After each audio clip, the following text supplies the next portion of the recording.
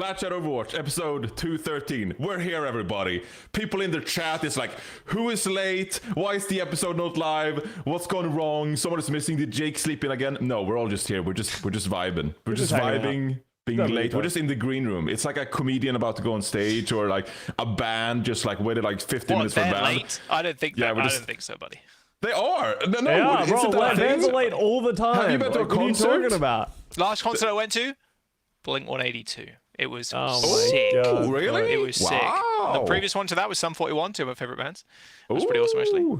Wow. Yeah. Stephanie went to Blink 182. She loves Blink 182. So I think maybe you went to the same thing, but you would. Bro, they're old these days. I saw them at Coachella. They are. But they still. It doesn't matter. It doesn't matter. Who's the drummer? Who's the drummer of Blink 182? I don't know. Travis Barker. It's Travis Barker. Yeah, I think he goes fucking crazy though. He was nuts. He's like a million years old and has done way too many drugs in his life, but he's still going crazy. Every like punk pop star from the fucking early 2000s just mad up on the drugs. I mean, he's a rock star. He's a rock star. Exactly. Yeah. Do you have to live that lifestyle? Yeah, you do. Yeah, it comes in the contract, buddy. Yeah. Read the fine print. I'm just saying, the best Metallica live performances, they were like in a weird phase. Like in the 80s and 90s, they were on some shit. So I guess it works maybe it's part of the identity. I don't know why we're talking about this. But anyway, we got a banger of an episode here for you guys today. We're going to do a season 9 hero tier list. Everyone's doing it. The content creators are out there. They're engagement farming. They're engagement baiting. It's our time. It's our time to engagement bait here on the Plat Chat podcast, because we never usually do that whatsoever. Yippee. Never. We've never done that ever. We're better than that. Yeah. Until now. We're level-headed.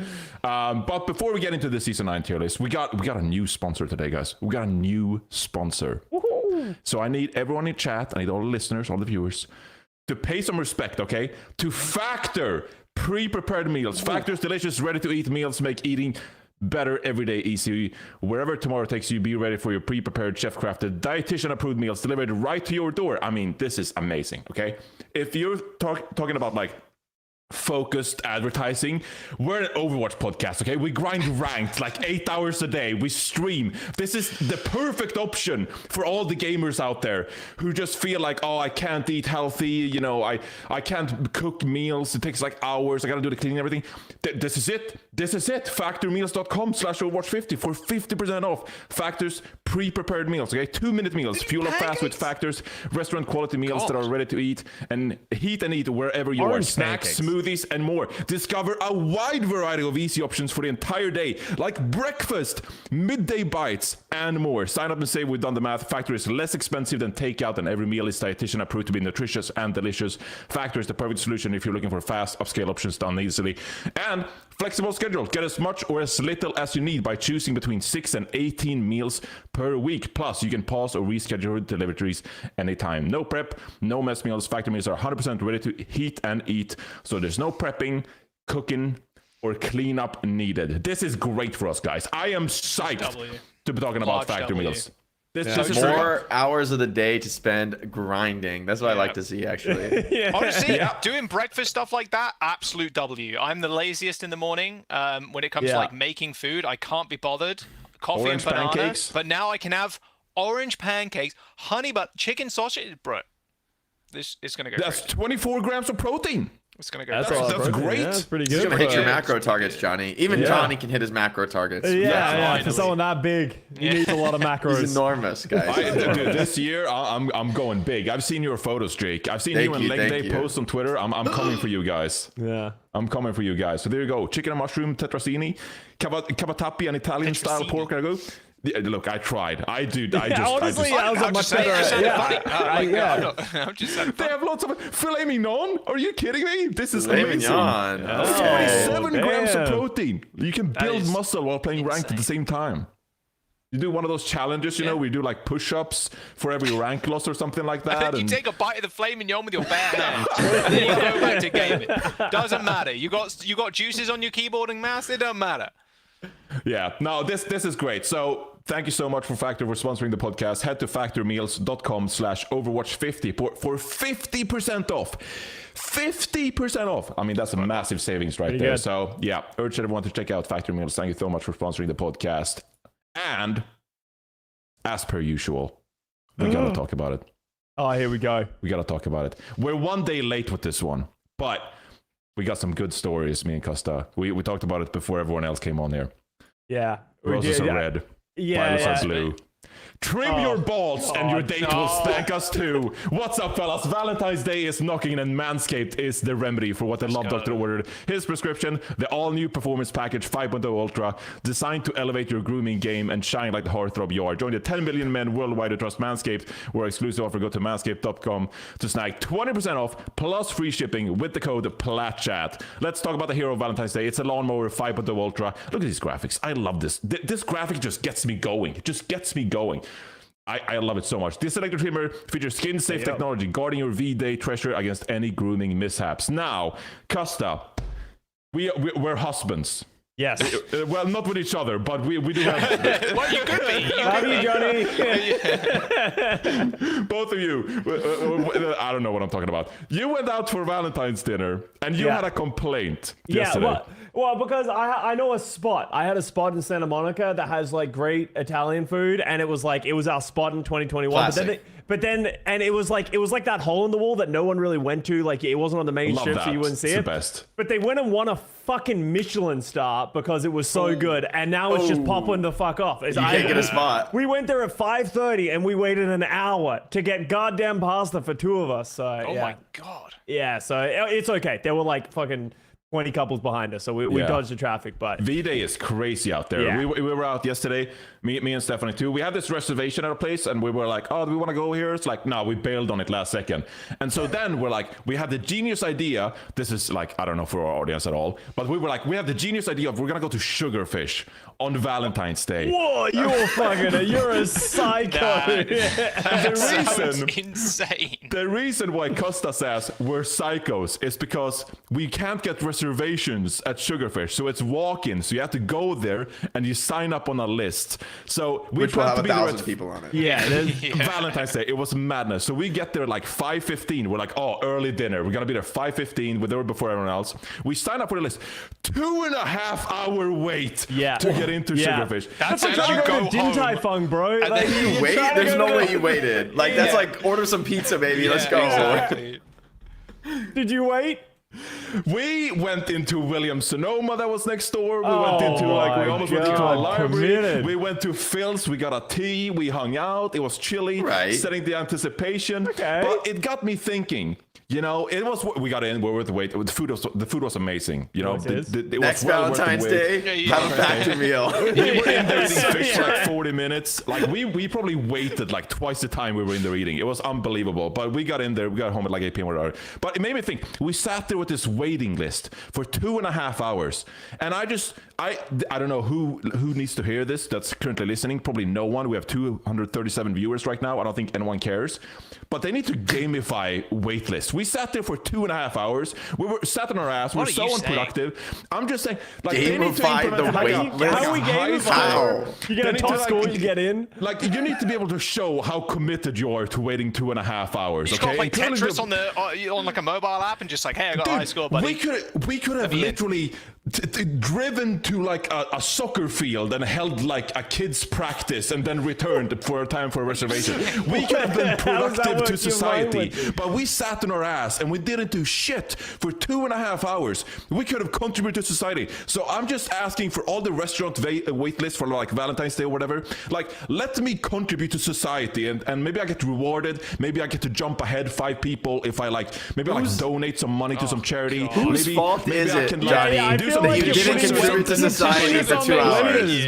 Whose fault is it? Let me show my commitment to this waitlist by helping society in some form, and maybe I get to like jump ahead some other people because I'm committed. Some to random this tech waitlist. startup is now going That's to all make I'm this saying. idea, and it's going to come a reality next year, and it's going to fail after getting a $2 billion valuation in like 3 months. Bro. Maybe that's me. Maybe I need to do that. Maybe I should gamify the waitlist. Hey, you guys, 2.5 thanks billion? for signing up on the wait list. We're super excited to see you in the next few hours. Just download our app. it's a quick play to earn game, play to earn time off the wait list. You get enough NFTs, you get a full set of NFTs.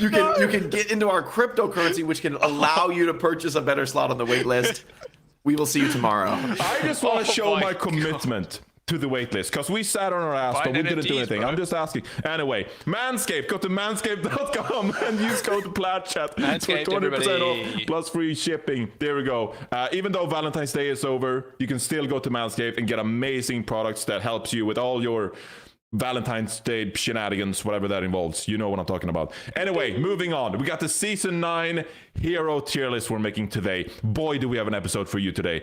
I mean, I did some light research before today's show, and while we'll be talking about the Hero tier list, I missed out on the hitbox engagement clout farming on Twitter. My lord. Jake, you did a pretty good Twitter post summing it up, like why you think, I dropped the hammer on those fools, basically.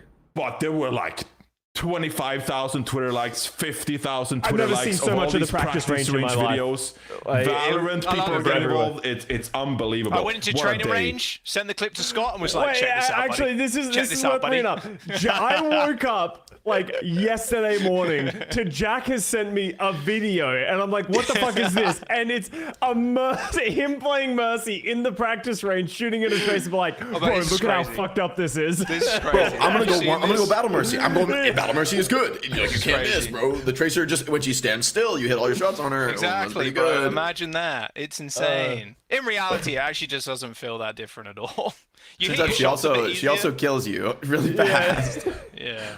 Pull up the tweets, Solomon. Pull up the tweets. We'll just do this quickly before we get into the Hero tier list. I mean, you're not letting them off the hook, Johnny. Well, it's not about letting them off the hook. I just want to like show it. This was actually funny. I think it went from like in the span of 48 hours, the story went from like, oh my god, the hitboxes are insane, to like, you guys are clowns for like exaggerating how dumb these hitboxes are. Like, I don't know. I think you have a point here, Jake, with the game plays so differently because instant movement acceleration or whatever, but just the sheer amount of like panic on the timeline about these hitboxes, it was an incredible day in Overwatch history. This was the funniest one, bro. Look at him like lean in, bro, like he's so focused. Oh my god, this is incredible. Oh man, got flashbang. This is so good. Unreal tweet. That is incredible. It's truly one of the most powerful amazing reaction image. Yeah, and just because he tried to, here we go, get Quake done. Where's the aim skill expression? Shooting with Mercy on Eichenwalde. Okay. It looks a bit weird. A little insane. Like even outside of the practice range allegations that we're having to deal with here, like obviously we'll go into like the nuance of it all later, but I think Mercy is probably one of the biggest like egregious ones. Like it's pretty easy to hit shots, regardless of them standing still as well. You're aiming outside of your little Valk circle, like. How many likes did he get? How many likes did Quake don't get? Probably a ton. 7,500. You know, like 99% of those retweets are quote retweets by the Mercy players on Twitter. 100%. Where's Jack's comment? I'm sure it's like down with Mercy players somewhere or something like that. I didn't want the hate. I didn't want the hate this time around, buddy. We missed out on the Twitter revenue, our $50. Jack's wised up. He doesn't aggro the horde. There's Flats trying some Hanzo. Little Hanzo action. Honestly, it felt like that anyway with Hanzo. I'm gonna be honest. It didn't matter. Nothing new.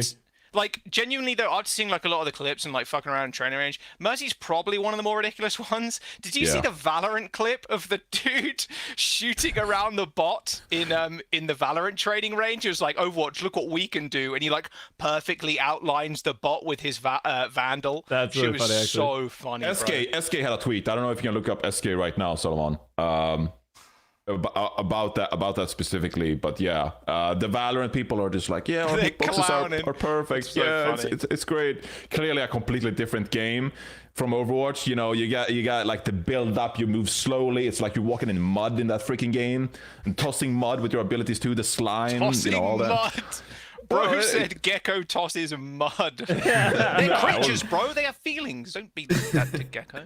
Yeah, there you go. There you go. Yeah, legendary. Hey, Overwatch players, look at this, and it's just... It's so funny. It's actually such a good tweet, actually. It is really funny. I think the person tweeted under his own static or whatever his name is. Like he tweeted under his tweet and he's like, I don't know anything about Overwatch, bro. Like I ain't got a clue. Yeah, look at that. The fucking soldier head hitbox with the ash gun.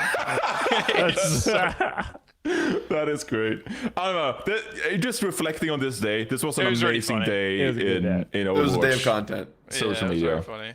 As long as you don't take it too seriously, it's actually pretty funny. Like it's all good in its own right. And this is taking it too seriously. Me taking it too seriously. Me taking it too seriously up next. It's not funny. You literally changed the narrative, Jake. Yeah. I'm a thought leader, guys. I'm a thought leader in the space, you know. Okay. It was also like, I don't remember talking to anybody in that day and anyone being like, no, this feels terrible and this is the worst. Like, I feel like everyone who played it actually like resonated with what Jake said. I think Jake just like, I was like willing to say something that was not. Other people were saying or everyone was posting the clips of the training range. That's what I felt, or like the clips of like basically shooting at things standing still. Yeah. And it's like, if you actually, I mean, even before the patch, like if go shoot at an Echo before the patch standing still, the hitbox is enormous. Like all of her wings, it's like a big block around her wings is the hitbox. You know, every character in Overwatch has a bigger hitbox than their model, or else the game would be fucking impossible to like hit a Tracer. Hitting or Tracer, hitting it like that would be insane. And I also feel like one of the biggest complaints about Overwatch is like honestly how strong some of the characters, like certain characters with like their movement, when you're like AD strafing on Sojourn or Kiriko or Tracer, like or even Lucio, just like the how much you lean on the strafe, making you hard to hit is like absurd actually in Overwatch. You can stand in the fucking open and just like fight people while they're all shooting at you. If you have really good movement, that's like totally fine. That's viable. Which is, you know, kind of insane in a game like just to be able to stand and not take cover and just dodge all the incoming damage, which I still think is largely true. It's just, you know, less extremely true than it was before. Yeah. Just feels a bit more consistent. I mean, we'll move on, but shit was funny.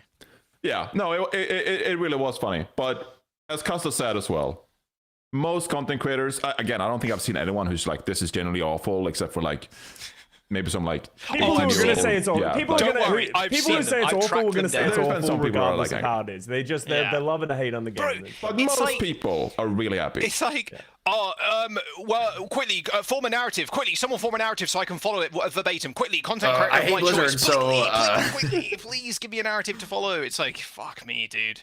Thought leaders or whatever, just like come up with your own opinion, bro. After you fucking play it, it happens every patch. It's like, oh my god, Junkrat got more damage on tire. Junkrat meta, broken hero. Like, bro, just play the game first and then like decide if it's OP. I think Junkrat is the worst hero. Yeah, Junkrat's actually the worst. Yeah. Right, yeah. And like it's just everybody knee-jerk reactions, and I think a large fault of that, I think, is a lot of the content creators, genuinely. Just having these knee-jerk reactions. I think Jake's tweet kind of highlighted it. It was like, you're standing, you know, okay, I will say Hydron clip.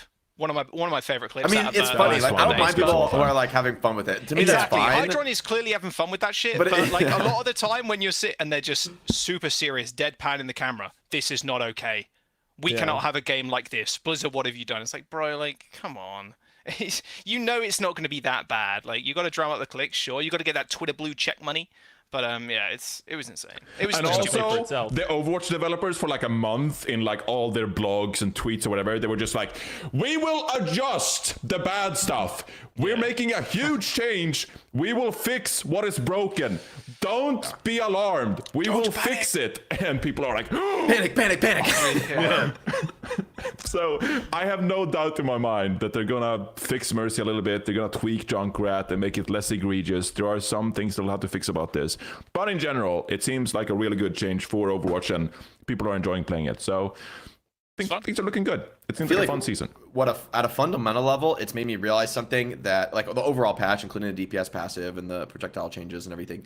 It reminds me of an era of Overwatch that I had forgotten that this was how Overwatch was, which was an era of Overwatch where you cannot just heal through all incoming damage. Yeah. Like, you know, when you think about, like, I think who was it? Was it Iron who made the video about like support through in Overwatch? Yeah. Which, all right, I think that's a very dramatic take, to put it mildly. But I think there were a lot of good points in the video about like how egregious some of the healing throughput got in the game with heroes like BAP and Brig. I mean, if you're healing like 2 to 3 teammates at once with your BAP heals, I mean, you're doing like a trance level of healing with your gun. Like, it's absurd all the time, and you're shooting.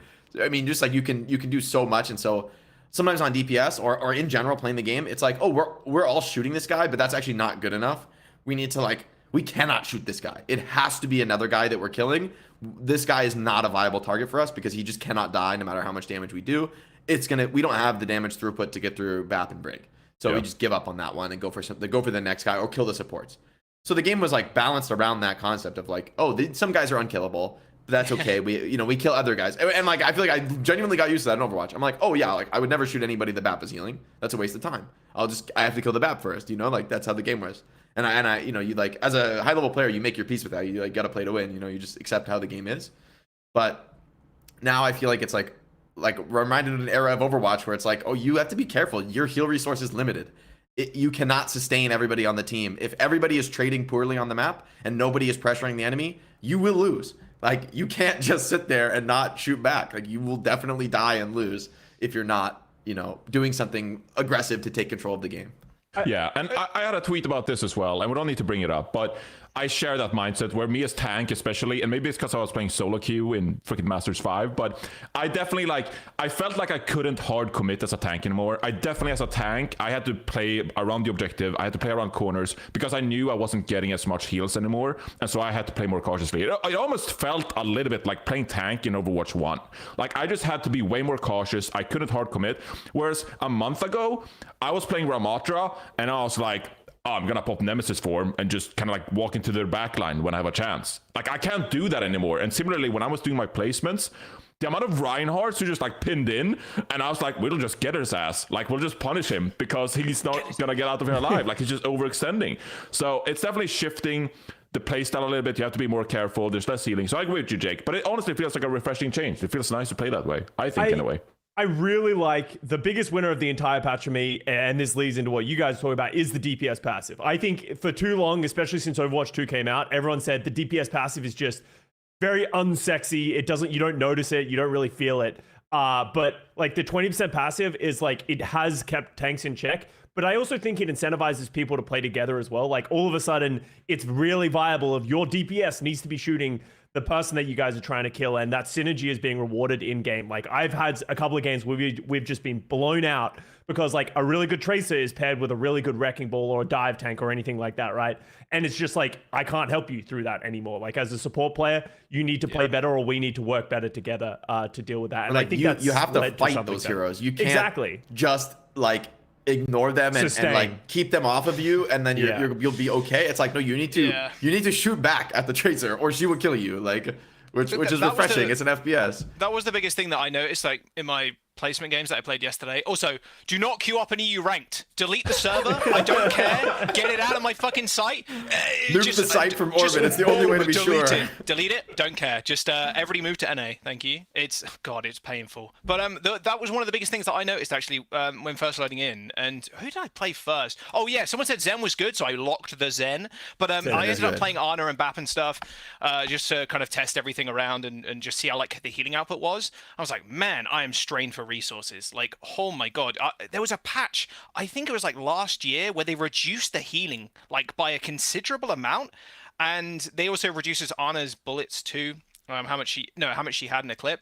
And back then I was like, oh my god, I feel like, holy shit, I don't have enough shots, like I don't have enough like resources to heal people. And I feel that way now, but it kind of makes you become a better player overall, because you're having to manage your resources better. You can't just spam. You have to like, okay, this person's getting shot, I have to super pay attention to them because of the DPS passive. Although I think there are a couple of flaws with the DPS passive. You shouldn't be able to tickle someone from across the map and it apply the debuff. Maybe like damage threshold or something like that. I don't hate the idea of like a 25 damage threshold. Just something where you're not literally tracer spammed across the map. Exactly. That's like my big thing. That's kind of frustrating me right now. Is like, okay, a diva looked at me once and now I have the debuff. Like, it kind of sucks. It's not a diva. But it has to be a DPS. A tracer, but sure, whatever. Just like someone that spams is what I mean. But oh, diva, sorry, yeah. Anybody that spams, like tracer or whatever, or soldier, for example, is a good one.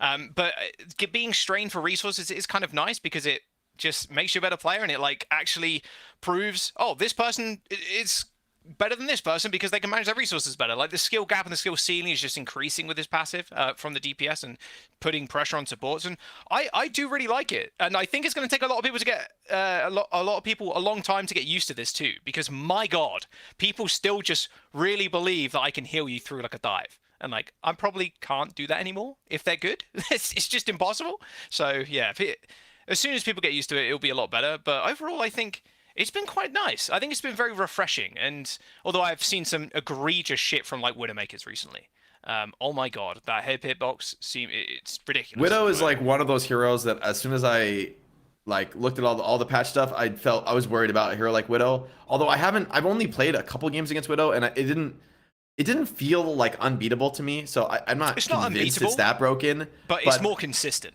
And like, yeah, I think really the biggest thing is players, to be the only hero who can one hit now, right? Like that is a which compared to like, I mean, just her place in the game relative to other snipers, that she's the only one hitting hero now. Let's bring up the hero tier list and we can just start. I think we should dive in. Because I have a feeling this will take a while. So should we go role by role? I feel like that's easier to do than to just 100%. To go tier by tier. I'd rather. I would just start with damage then. If you just want to start talking about Widowmaker. Yeah, that's a good place. All right, Widow then. Sounds good. Yeah, I still think she's in kind of the same spot she was before.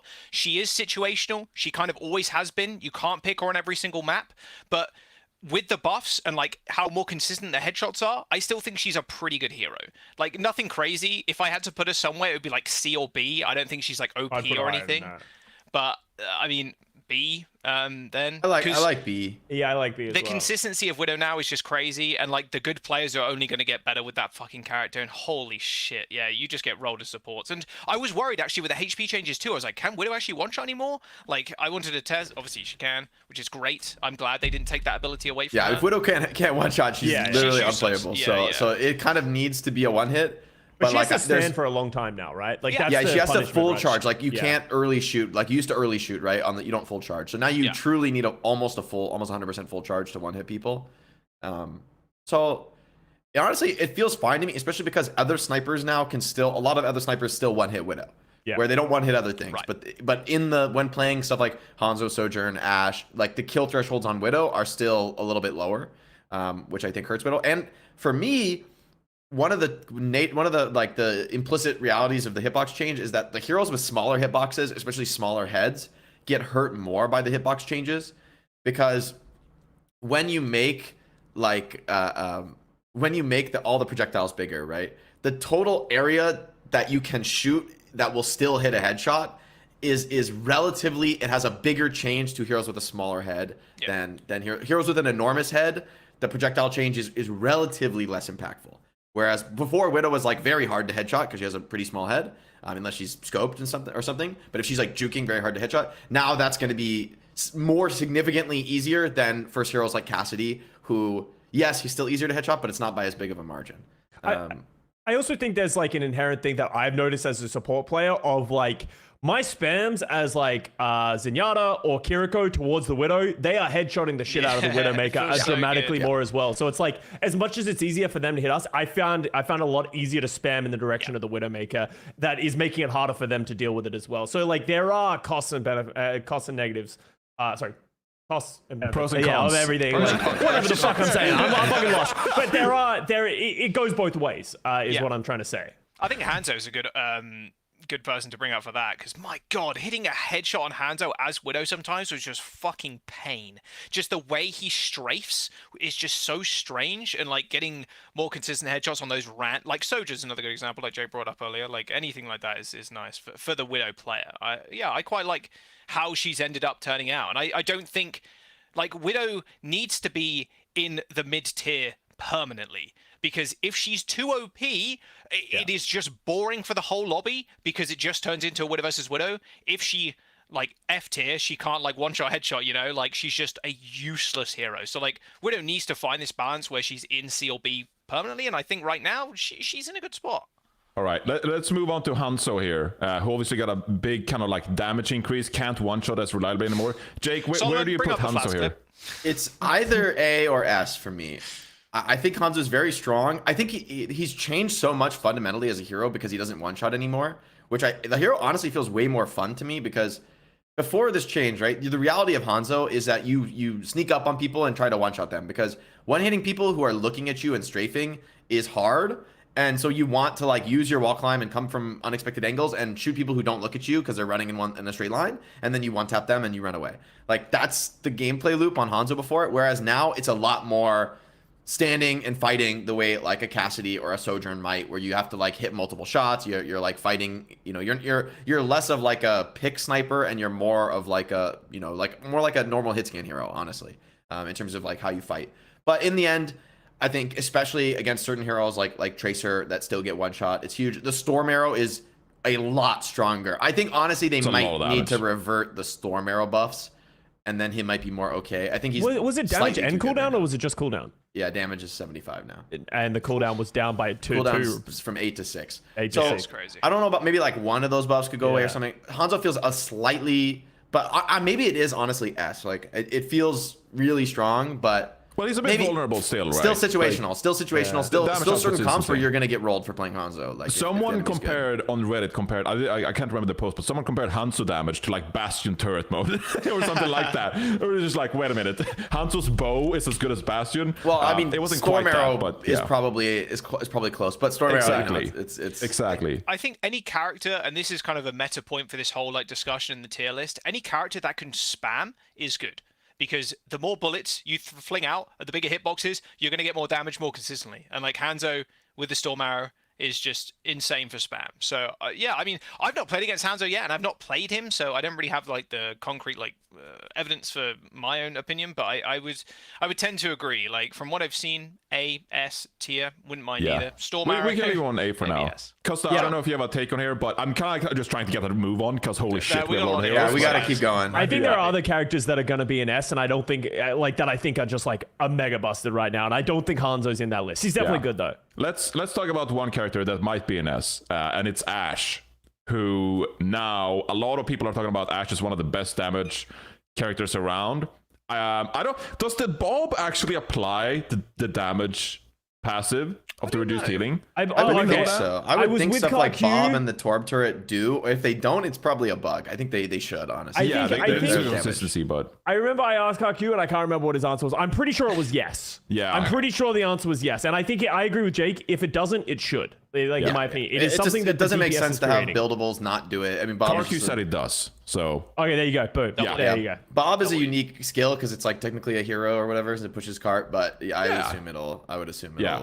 What do you think about Ashe in this patch? I mean, the explosive damage, the headshots, like it feels like Ashe is the best. The Dynamite's sick because you can hit multiple people and get like the debuff. I don't think she's like S tier though, because she's too slow. Yeah, she's way too slow compared to the other heroes that are it's honestly A or B. Like I haven't played against that many like oppressive Ashes. I just haven't seen that much of it. I think one of the things people should think about too is that all aimbot heroes or all things in the game that aimbot that don't rely on aim are now worse relatively. Yeah. So Bob is now a worse skill than it was before. Even though it does the same thing it did before, every other thing in the game, like all the other heroes with guns, replicate that. They're more close to an aimbot. Like, you know what I mean? Like if everyone's accuracy is now 5% higher, that means the things that are 100% accurate are now worse than they were before. Because having like you're gonna hit almost as much or like closer to that just playing another hero with a strong gun. Yeah. I do think the Dynamite applying the passive is nice, but I don't know if it's that game changing because there's a lot of other DPS heroes that can like hit a lot of heroes, you know. Yeah. So I think B alright. I played against a couple of really oppressive Ashes. Like I was like, oh, let's try like a Mercy damage boost, and like people just get their heads ripped off by the opposition Ashe. Like they die very don't quickly. Play Mercy against Ashe. Yeah, that's it. Like I think Mercy, like that's a different conversation. But it's like it felt like the Ashe was just like hitting dramatically more headshots. So that is oppressive. But like the reason she's not skyrocketing for me is the same as true for all the other hit scan heroes as well. So I don't think she's as oppressive. I'd put her in B because I think the issue, even if she is doing high damage and getting kills, the biggest issue with Ashe is she can't really push the tempo. Like she can hit shots and do a shit ton of damage, but then what, right? You can just Widow over Ashe. Yeah. Really? Wow. Okay. See, I think, I'm just making some very loose forecasts, but I was thinking that we'll get more slower compositions, whether it's poke or not. And I think Ashe kind of like fits that bill pretty nicely. So maybe I suspect that we might see some Ashe comps in the future, but I don't know. I mean, we're only 2 days in, right? But sure. Yeah. And I've played 6 hours, so I don't know. Yeah, it will early in. I heard. I don't know. Maybe Jake can speak more to this because I heard in scrims people were playing a lot of dive. Like as much as in my rank games, I saw the same thing of like a lot of Sigma, a lot of Rissa, a lot of just like sustainability comps with like Bap Zen. But people were saying that there's actually a lot of dive happening in scrims, and I would believe it because I think dive, if executed well, could be very oppressive. With the debuff, I think it's insane. The Tracer debuff just forces a so dive. strong. Yeah, it makes the game harder to poke through. I think you can. I don't know. For me, actually, I think this patch is really interesting because I think there's reasons to play all three styles. I think poke has just always been, it's like always kind of a strong style. But I think honestly, for me, this patch looks like it's going to be more map dependent than like this is going to be some dominant dive meta. I mean, for me, I think the game is in a healthier spot when you do things like increasing health pools. I think that makes the game more about having the right heroes for the right map than like what's the most busted hero this patch that can one hit the most consistent, like, oh, Sojourn's the most busted one-shotting hero, we're gonna play her forever, you know. Like now that, I mean, I guess Widow one-shots, but Widow's not a hero you're gonna force on every map, like no matter how good she is almost. Yeah, I tuned into Dante's stream on the first day, and they were playing some D.Va on Gibraltar. Now I think they were just experimenting, but I was like, wow, people are playing D.Va. That's how you know that like the game has changed quite a bit. So we'll get more into the meta styles. I think after maybe we're done with the hero tier list, but it's worth keeping in mind, you know, as we go through this, especially when we rank the tank and support heroes. But I want to continue with the damage heroes. Now, is there any reason above the three heroes we currently ranked, Hanzo, Ashe, Widowmaker? When would you ever want to play Cassidy instead of those three heroes? All right, hold up. Cassidy is actually good. Cassidy's a strong hero. Cassidy might be S tier for me. S tier? No. Maybe you're gonna have to convince A. me on that one. All right. So here's the caveat. Maybe my perspective is warped here because one of the things that is really interesting for Cassidy is that he maintains some of his old thresholds are unchanged, so he can still 2-tap headshot, and he did that before. Yeah. So like he didn't lose almost any thresholds. Probably like, I don't know what, one body shot, one headshot isn't enough to kill anymore. But 2-tap, the fact that like not all of your thresholds have been changed, the way like heroes like Hanzo, almost all his thresholds have been changed, so he needs like more shots to kill. Cassidy has some spots where he doesn't. Stuff like High Noon I think is better because having more HP with damage resistance is better now. And also High Noon, you were going to tank every headshot before when you were High Nooning anyway, so it doesn't matter that it's easier to headshot you, like it doesn't change anything. And the High Noon is also significantly buffed to like keep up with the HP pool. And I think, so for me, actually, I think Cassidy has a place in terms of like, it's not against snipers, it's for like fighting flankers and you know, Ball and Doomfist and stuff. But I think it's, for me, it's like A tier maybe. I think it's strong at least. I can definitely see the reasoning with the 2-tap headshot.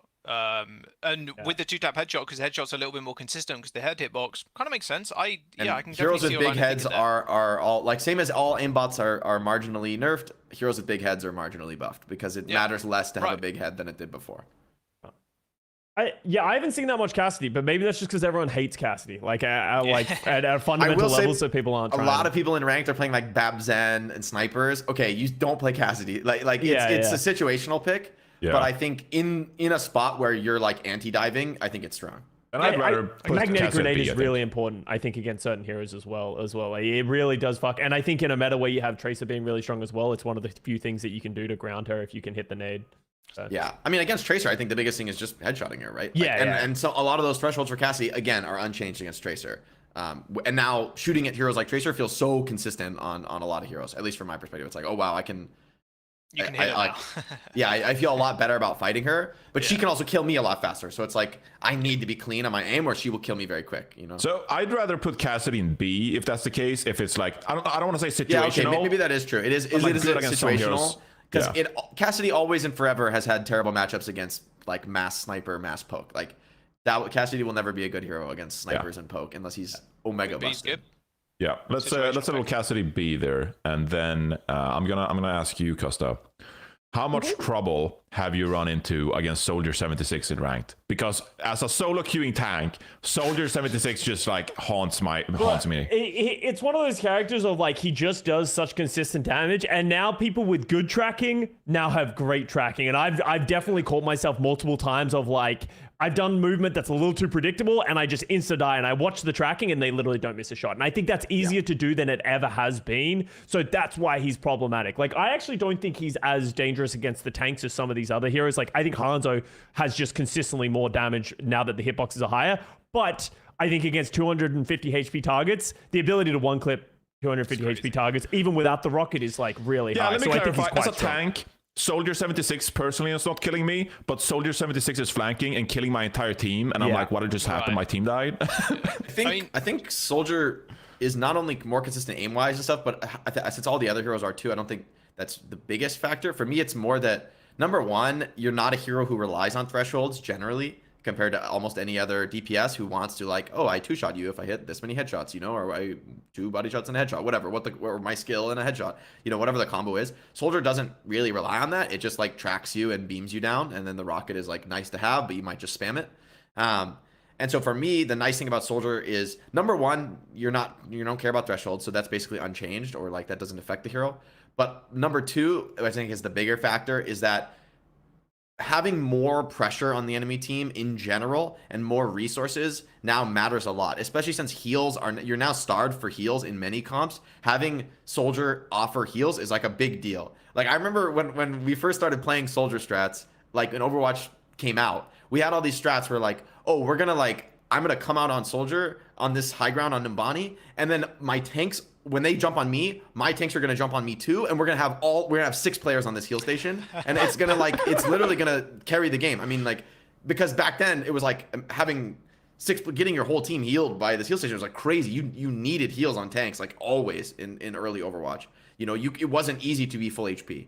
And so now also with the game having more heal starved resources, heroes like Soldier that number one heal themselves and their teammates, and number two can also like to flank, like to play wide and put pressure on the enemy team. I think this style of play is just better now, and Soldier is just like the biggest beneficiary of that. More than for me the aim is being like when you watch the tracking, it's like, yes, of course, but if you play any sniper and you're like shooting the enemy in the head, you're like, oh, I'm doing so much. But Soldier just has a great resource trade ability that I think fits well in the meta. So I think he's S tier.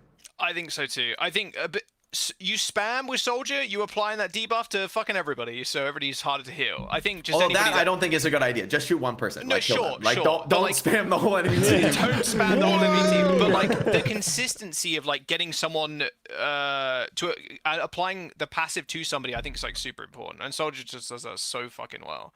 Yeah, you're not like a sniper who's gonna like miss 2 shots and then hit a headshot. Yeah, if you're no, like you're gonna Ash, hit you're some like, oh, bullets. maybe you miss like a couple and you're firing 5 shots, you miss a couple. But with Soldier, like hitting fucking everything basically, and like he was the biggest winner, I will say, one of the bigger winners with the tracking buff. Or the hitbox I don't buff, know how much I think the DPS passive really matters too much for Soldier, because I think realistically, maybe how often? How long does it last? Is it like 2 seconds or 2 seconds? Something like that. Yeah. So like, how often are you gonna miss every shot for 2 seconds on any DPS hero? Sure.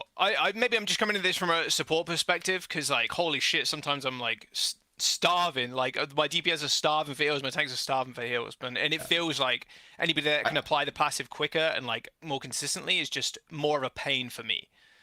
Yeah. All right, we have our first S tier hero, and we all agree.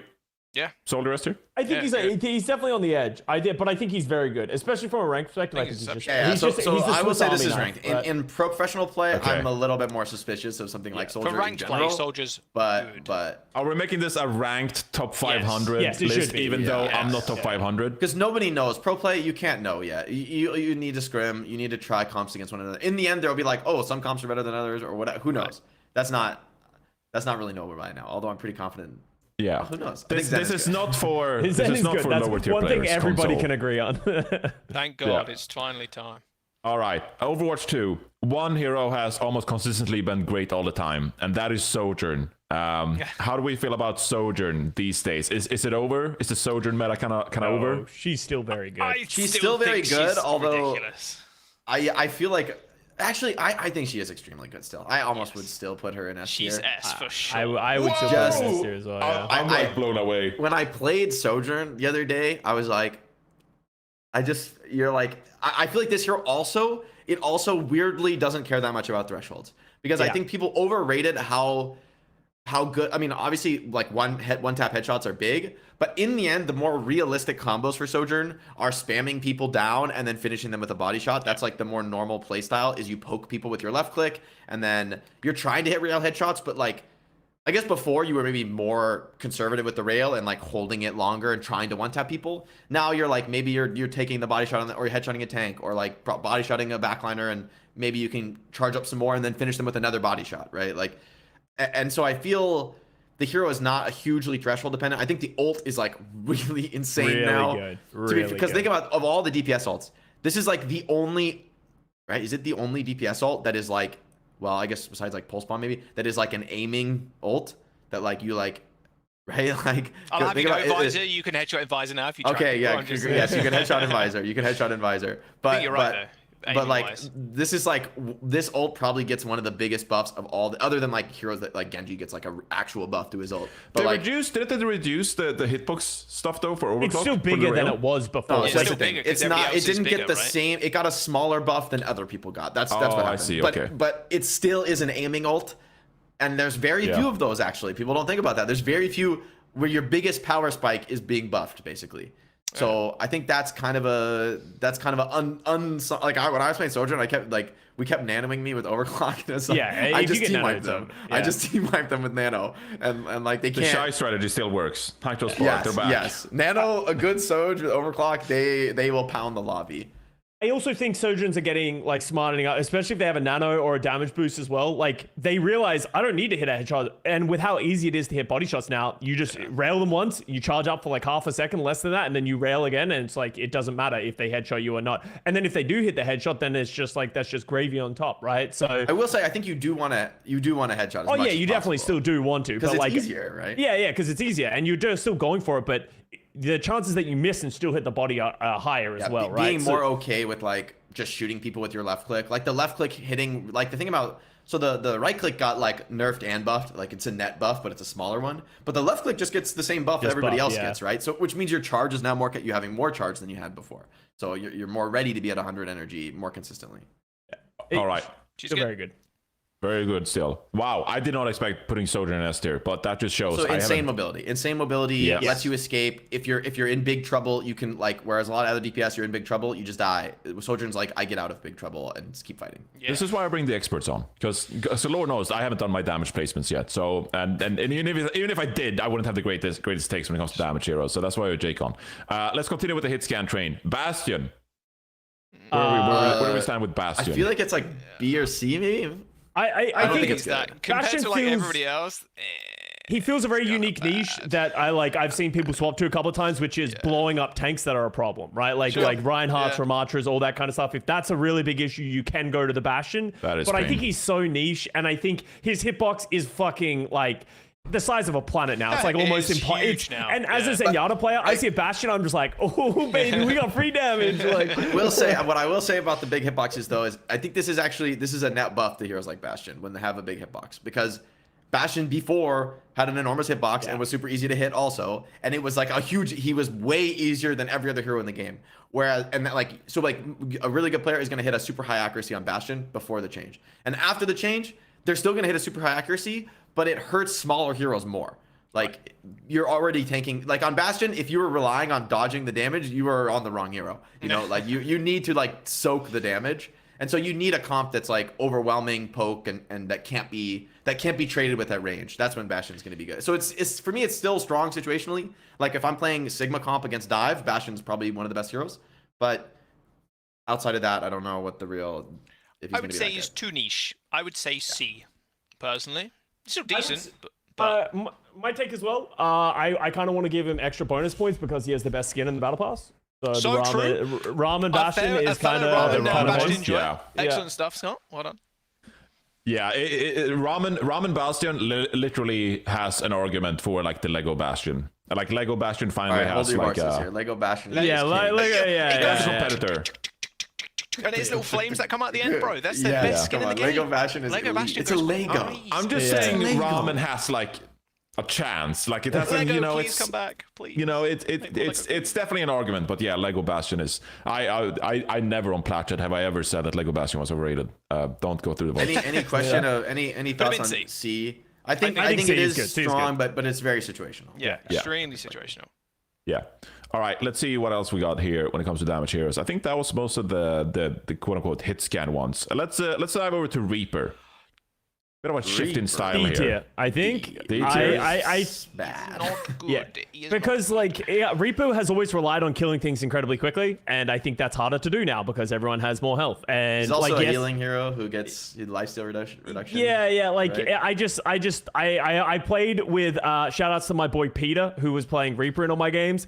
I played 2 games with him. I played my first one. He played Reaper. We lost. I forgot to avoid him. Played with him on my second game, so I avoided him, and then I classic. played 3 games against him and won all of them. So Peter, my boy, thank you very much for a net Legend. positive outcome. Oh, I will say, I Peter. played with the he Reaper lost player, all and I 5. had to go Super Saiyan to win that game. Like, Yeah. he's just dead to the Hanzo every single fight because the Hanzo just 2-taps him with Storm Arrow, and it's like, I don't know how you play Reaper. into Okay, that. so let me Hero's put it this way then. Why is Reaper in D tier instead of F tier? Put him in F tier. I think we have too many tiers, frankly, but that's just my opinion. Maybe we could remove. We'll see. Let's leave him there, and maybe No, if we. there are heroes that No, bargain. I think there are worse There heroes. are For heroes. you, Yeah, worse heroes. I yeah. think I would say Reaper's It's not probably F Mercy for Jaws. me. We'll get there.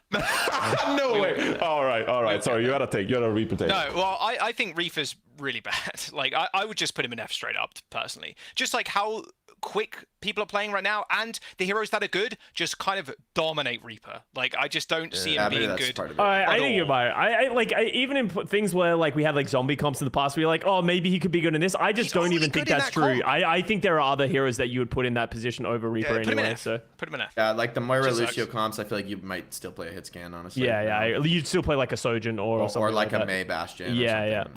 Right. All right. The real reason why we brought on Jake. What is going on with Junkrat, Yeah. Jake? So What's happening? for me, this hero looks F tier because the whole like gameplay loop of Junkrat is like looking for one-shot combos with your left click and conk, at least at a high level. I could see at a lower level that having like more consistent spam matters. But honestly, Junkrat is a hero who wants to like dodge your shots and like just like rain spam on you. I would say if you're a specialist player, like it honestly does feel like it could still work. I won a game with a Junkrat, but that's probably because they were playing Wrecking Ball into Sigma, and that was a seriously hard game. So I don't know. I've only seen like one person even playing Junkrat. It was like a Junkrat one-trick player.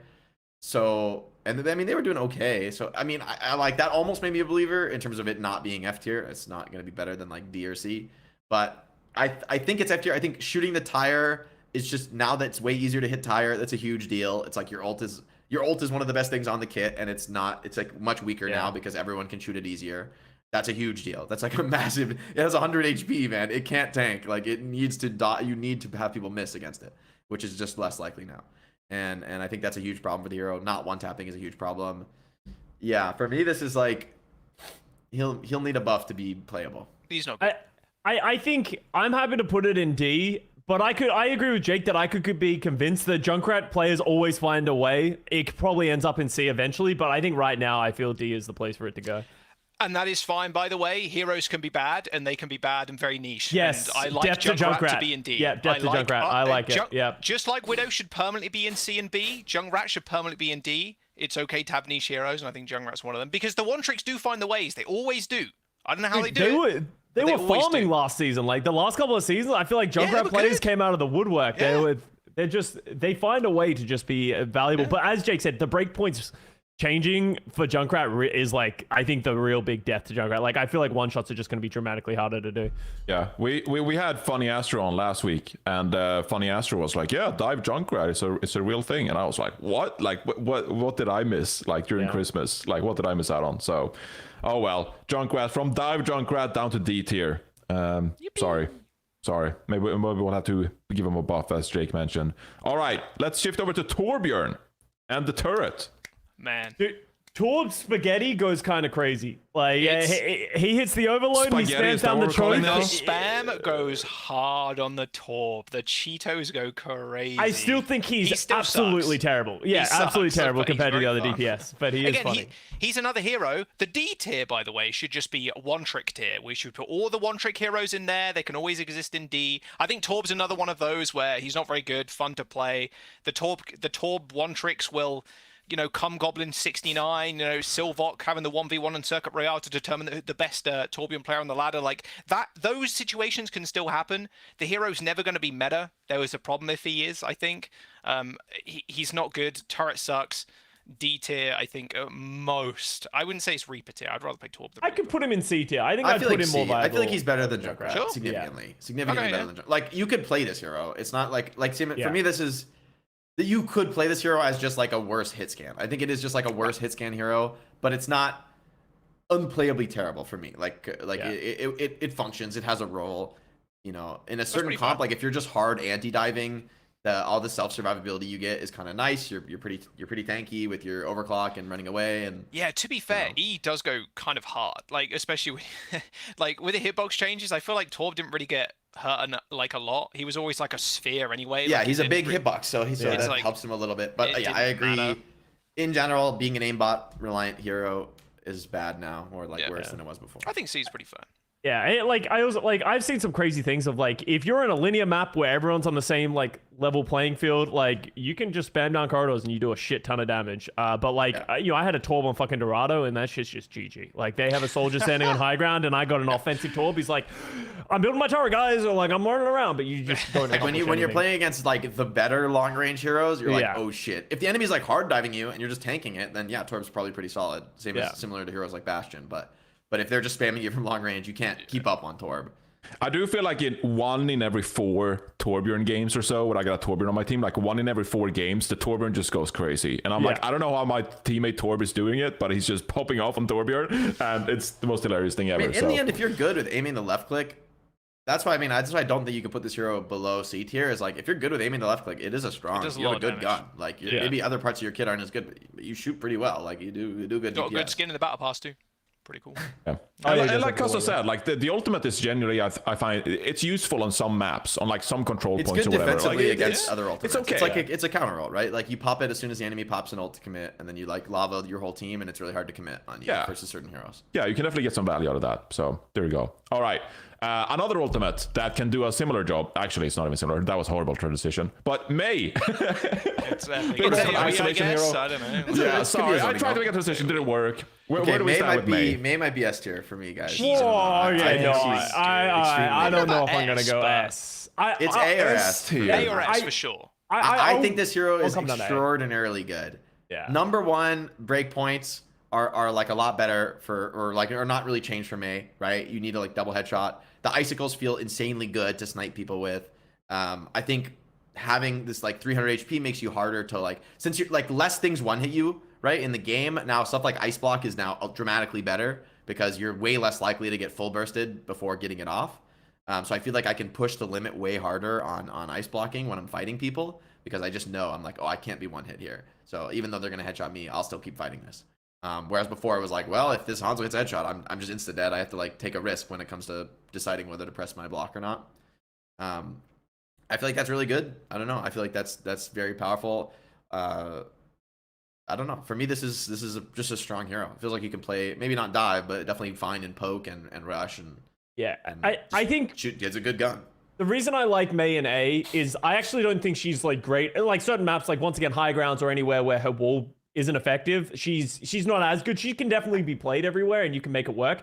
But where you can drop walls and you can play around it, she is exceptional. Like she is like, and if you're playing either of the like New Junk City or like any of the flashpoints, she's so good. Like your ability to just like divide the map and just fucking crush people is crazy. I But think she's also a very efficient resource using hero. True, Like yeah. Soldier 76. I think that's why I really like her. She just like doesn't consume that. She has a self-healing ability. The wall like mitigates a lot of damage in a lot of cases. And so just like she has great, just the overall HP trade occurring on the whole map is like May is just very good at that. Like she contributes efficiently to those fights.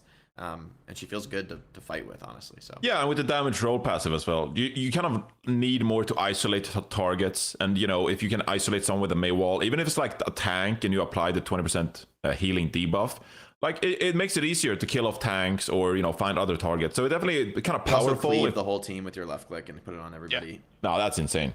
That's I mean, that's the one hell of block a is cleave. the most insane thing for her at the moment. Yeah, Like, the self heal and I just think it's it's like a very ridiculous. efficient resource trader. where type supports hero. are like strained for resources, I'd say with the healing and stuff sometimes, like May just kind of puts a band-aid on it and it's like, sounds good. I agree with Scott. I think she's insane. If you could play her everywhere, S, because you can't, I would say A. Yeah, that's fair. All right, let's move over to Symmetra. Where do we play Symmetra? I literally have not even seen somebody play Symmetra yet. I I've seen it watched once or Seagull twice. talk about it. I was playing against a Seagull, and I think that he made an interesting point of like her hitbox of her right click is really big, but it's like But she was already hitting all her right clicks for honestly, the most part, right? Like it doesn't yeah. change much. So it's like he's like it's kind of just what it was in the past, which the fact isn't that you great. don't two-shot with the right click is a huge Yeah. deal. Honestly, the most absurdly broken thing about that hero before was one-shotting people through Bat Matrix. Oh that was god, like that was so sick. that was like bonkers OP. Yeah. With just like you literally just stand there in that Bat Matrix and snipe across the map, and it's like genuinely you it's too hard to dodge that. It comes too fast. It's hard to see the projectile, and you get one tapped, and you're like peeking a corner, and you just get one tapped It was so by this stupid. fucking spam. It was out of control, and so I feel like that hero also really wants to like what makes the hero good generally is like when you're able to stand at like within your left click range and just like beam. And the thing is with Sim before, you're probably hitting 100% almost if you're like a high level player, like beaming and getting full torque, especially when you're shooting a tank, you're hitting 100%. And now other people shoot back at you way harder and can pressure you way harder. So for me, her fundamental playstyle has been hurt. A lot of her breakpoints have been significantly nerfed with the right click. I don't think this hero is good, actually. I think this might be D tier, actually. It might be below Torb and Bash. It's just so inflexible. Yeah, I agree.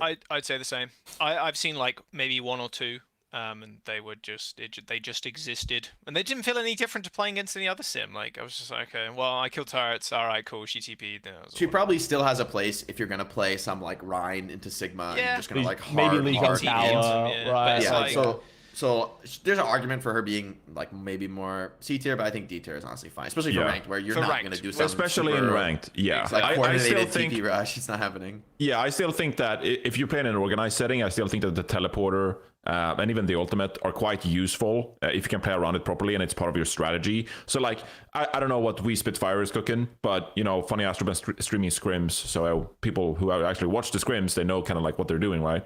But I wouldn't be like shocked if a Brawl team came out and played Symmetra on some points, you know, in the OWCS qualifiers, because I do still think that in an organized setting, some of those abilities are really useful. But if you pick Symmetra on my team in ranked, I'm like, okay, like this is gonna be pretty hard to like get the most out of this hero compared to some of the heroes who ranked higher than Symmetra. So Most of the sim players in like the top end rank games, they don't even join voice because they get flamed so much. So they literally just do like sim TP dive bombs with like the turrets and I stuff don't like even that. think you can get a high rank. doing Yeah, that yeah. right There's now. a I think limitation to it. the only viable playstyle for me on Sim is to actually max her playstyle. Which, because before, honestly, the TP bombing shit was like, a lot of it was like because you can two shot with the right click. That's like what makes the hero good. When you're doing like the weird like sim one trick playstyle to make it work in any team comp is the one where you're just trying to kill people with spam, like almost like you're playing Junkrat with the teleporter, and the pro play style of like min max the TP for your whole team and get left click full energy.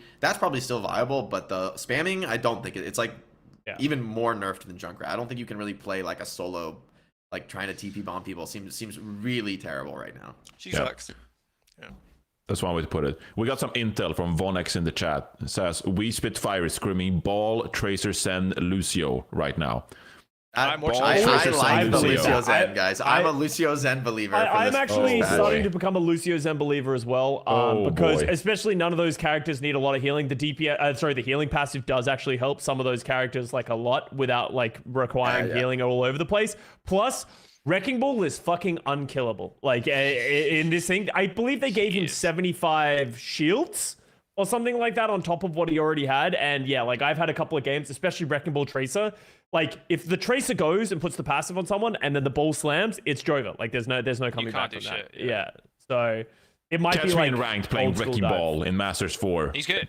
Gonna terrorize your ranked games with the We'll get onto reinforced that in a Wrecking minute. Ball. There's a lot of shit to talk about we'll with get on tanks, to that. actually. No, yeah, we'll get onto that in a minute. But there's some intel for you. What We Spitfire? They're not playing Brawl. They're not playing Symmetra Ball. We'll tell you that much. Let's get some talk easy about- DPS out of the way, brother. Let's put Tracer in S. Tracer. Yeah, put Tracer in S. Everyone agrees. Yeah. Tracer's fucking That goated. character is fucking... Don't you dare. have my Don't doubts. you I have dare. my Come doubts. on. Oh my god. I like not that it's very good, but I sort of see this as an A tier hero now. I think this is it's very early to say, but I think that as people like play a lot, I guess Pulse Bomb is be so much more consistent now. That's like a huge deal, but there's also a lot of hard saves for Pulse Bomb even if you do stick it. I feel though that Tracer is I think she's just hurt by the fact that the hitbox, like she's like one of the biggest losers of the hitbox change. That like heroes that have a hard time hitting Tracer, it's like that's like her main thing, right? She can blink and recall and like dodge really well, but maybe it's only at a high level, but it just feels like you can shoot back at Tracer better than before. She also kills you faster than before. I'm not sure. I definitely think it's very strong, but I just have a feeling that even though there's more of the like some of the hard counter stuff that would like one shot her, like Ashe headshotting her and Mei headshotting her, made it really hard to play Tracer into those heroes, and those matchups aren't going to be as egregious anymore. But in general, I just feel it's easier to shoot back at Tracer.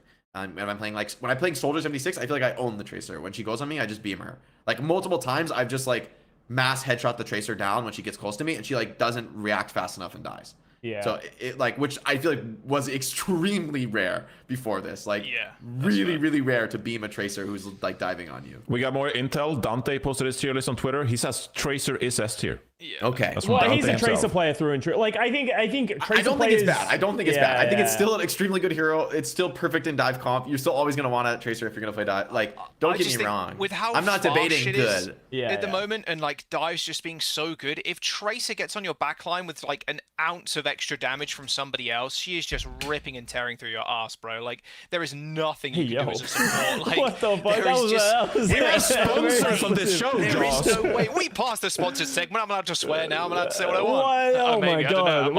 Maybe consider your Torbjorn Ultimate descriptions before you say them. What the hell? That was. I have a feeling that like other heroes will shoot back at Tracer better than they did before. It's not that Tracer isn't good. She's very good at killing people, but she can also be killed more easily than before. A lot easier.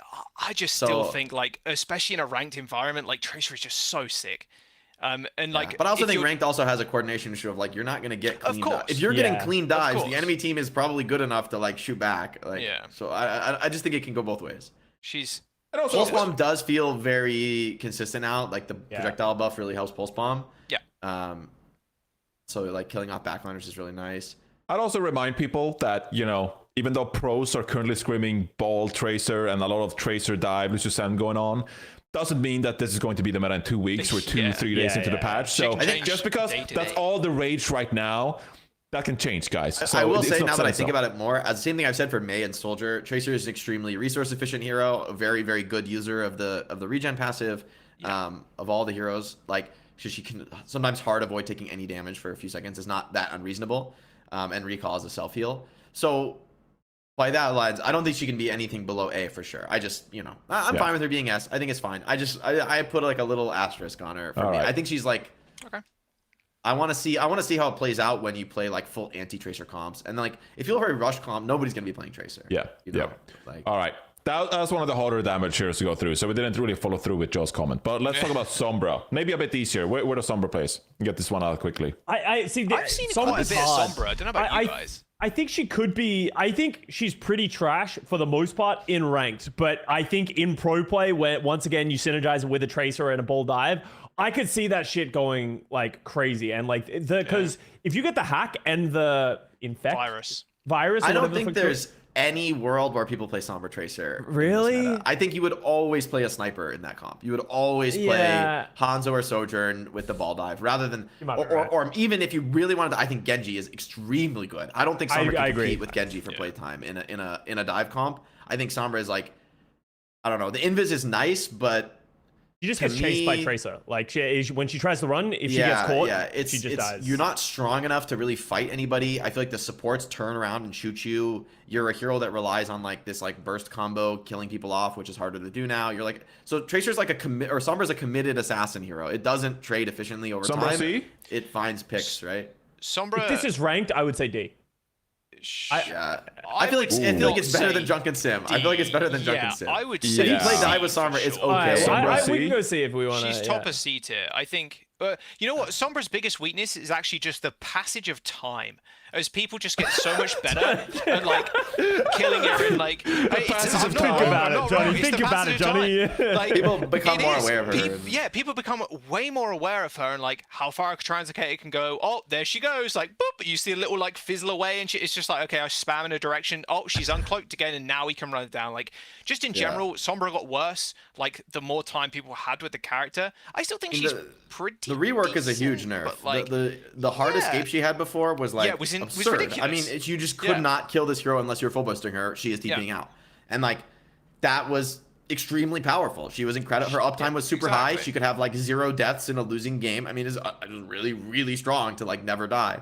Yeah. But now that's not realistic anymore. She's very good at like bursting supports in the backline with like I feel virus like if you land spy it, checking like, her is easier now. But it's that kind of shooting back at her when she's hacking you and breaking the hack is easier now.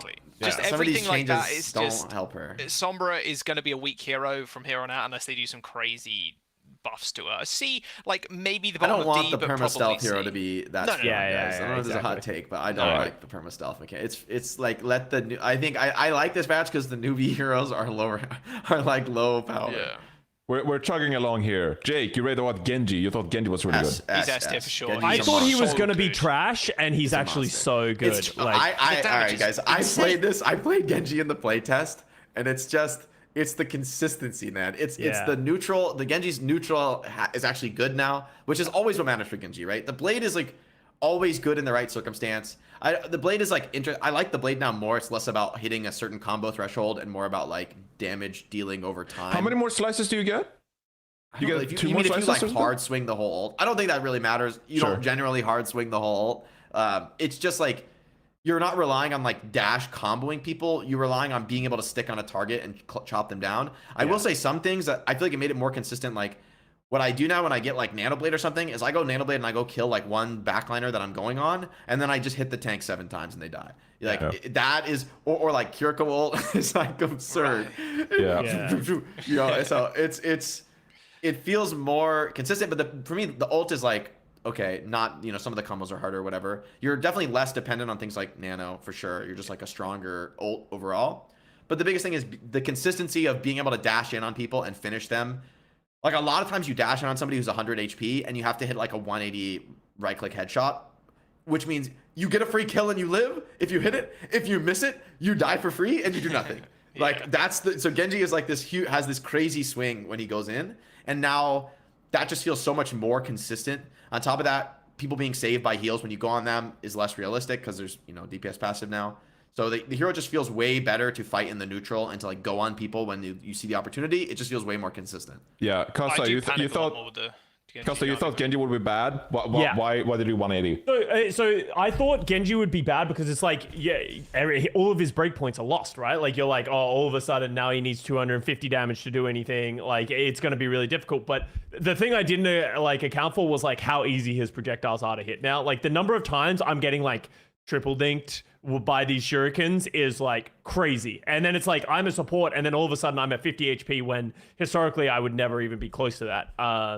So I think just the fact that his hitbox on all of his shurikens went up higher, this is like, it's good because I think this is the best place for Genji to be. When his neutral is good is when he's in the best place, and he's not just dependent on if I don't get value with the blade, then I'm just like a useless hero. And I think as people get better with the left clicks, and obviously it's easy to hit the right click melee combos, and the melee gets buffed as well on top of that. Like there's just so many things that compound to make Genji like dramatically better than I think anyone. Yeah, I guess melee users are slightly net buffed. Maybe that helps Tracer too, because the melee got buffed by more than the HP pools from a percentage perspective. So melee users are all better. Yeah, his dart is ridiculous. I think he's going to be very good. Yeah, he's really good. His ability to heal himself as well while running away. Stuff like deflect is also just better now because like you're it's like a thing that doesn't rely on dodging. It like just it's like a shooting back skill. So all those skills are better. Like the thing with deflect before is it's like you have to hit your shots with the deflect when you're deflecting them, and so that's easier now. Okay. Charles, you're happy with S for Genji? Yeah, absolutely. You like to dive? I don't know if I'm not sold on S just yet, but I trust Jake more than I trust myself on the Genji. And I think people haven't wisened up to it yet. I think I will say any kind of comp with the Lucio in it, I'm like wanting to play Genji. Unless I'm gonna play like Mei and like full rush, I'm wanting to play Genji. So for me, this hero just feels very powerful, just very good at. Also, part of the thing is with the meta leaning towards all these heroes who shoot their gun. That's like every hero in the patch, almost every strong hero. I think there's a couple exceptions. Are heroes that shoot their gun. And so Genji is just good against that, right? The things Genji is bad against is like, okay, Winston, basically things you can't deflect, like heroes like Mercy who just only run away from you, heroes like Lifeweaver who just run and heal and pull, like they don't shoot. The more heroes that shoot on the map, the better deflect gets. And also Genji generally is good at assassinating greedy, heroes with like long guns. Yep. All right, we got 2 damage heroes left, and we'll say the rework for last. Let's go with Echo. Where do we slot Echo in here? I don't know, actually. I don't really know. This is actually one that I don't really know. It feels strong to me, but I also am an Echo player, and so I kept playing Echo and feeling like, oh yeah, I can do like so much damage with this hero. It's crazy. Like I can get crazy follow up and kill build, but I'm sure it's also a glass cannon. I also die to stuff. Yeah, I don't know. I don't know if I mean, obviously, I'm not the expert when it comes to Echo gameplay here, but I don't you feel like Echo gets like poked down quite a lot. Like it's hard for an Echo to stay alive and engage in these fights. Echo is not Echo like she spams. It's like an okay passive playstyle sometimes to spam, but generally speaking, Echo is an assassin hero. That's like the proper way to play Echo. Some comps you're like spamming against, but realistically, almost every comp you're trying to find a way to like hover down to the enemy backline, pop somebody, and then get out. Right? That's like the realistic playstyle, and I think that is still strong. Echo's left click gets like massive buff from this patch. It's like a big winner of the patch in my opinion in terms of like projectile changes. The Echo left click feels really consistent. I feel like I was getting stuck more by the sticky bombs as well. I don't know if that's yeah. The stickies are buffed too. So every aspect of the hero's kit has been buffed, which is kind of a big deal. It's a little bit theoretically. I don't know if it's like easier or harder to get people below half threshold. I guess the beam is probably a little worse than before. But for me, Echo just still feels incredibly strong. Not as consistent as other heroes, and definitely a little bit situational. But I still feel like I get a lot of value out of Echo. Wow, this is interesting. I genuinely thought that Ashe would be like one of the top picks here, but as we wrap up damage, you know, it's looking like a little bit different than I thought it would. We have Pharah left. Obviously, get a huge rework. People are loving playing Pharah. What tier she's it's in. very hard to say. It's too early, it feels like. I feel. How do you feel like the playstyle has shifted, Jake? Yes. The old playstyle is dead. Thank God. Honestly, yeah. Sitting in the skybox, hard spamming was not interesting or fun for anybody. It wasn't fun to get spammed. It wasn't fun to play where you're just AFKing and spamming. It made you only good on maps with like egregiously high skyboxes where you're like literally out of range from their hit scan just by being in the air. Like, sorry. Serious pissed. But so I just feel like the new Pharah is so much more fun, and I think she's pretty powerful. Like for me, I think this hero genuinely could be pretty strong. It's just like no one's optimized like what's the best comp to play with her yet or anything like that. For me, I think the number one change that people should be thinking about is that like you actively don't want a Mercy with this hero anymore. Yeah, like, I think this is no longer. This is like maybe it used to be the best Mercy pocket hero. It's like the definitive Mercy pocket hero. Now it's like middle of the road at best for a Mercy pocket. Like better than Tracer, but probably worse than like Echo, or definitely worse than Echo Sojourn, any hit scan, probably worse than Genji, because this hero wants to hard commit now. I think that's the playstyle. You spam a little bit from the ground, and then you're hard committing with a rush or a dive. No one's really backline and bursting them. No one's really fleshed it out because I think everyone's probably gone through the same experience that I have of like most of the time your DPS have locked Pharah in your ranked games. They've absolutely turbo fed because no one knows how to play this hero yet. So it's like it's going to take time for people to work it out, and I think people are going to put lots of time into it. For me right now, I'd put it like in B. I think it's interesting, but I don't think it's that good right now. But people could just get really good and show how like busted it is. But I agree with Jake. This is just like a great directional rework for her.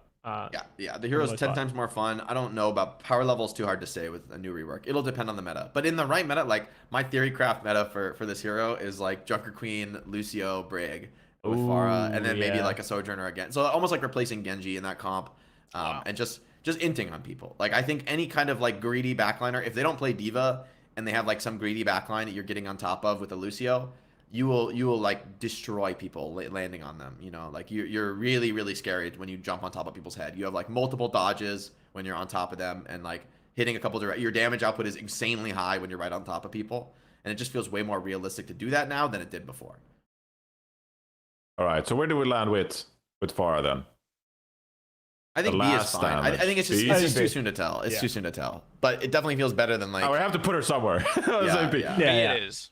B it is. All right. Do you guys want to go with tanks next or with supports? Let's do tanks. Let's do tanks. Yeah, sure. All right. Let's just go down the line. What do we think about Mauga?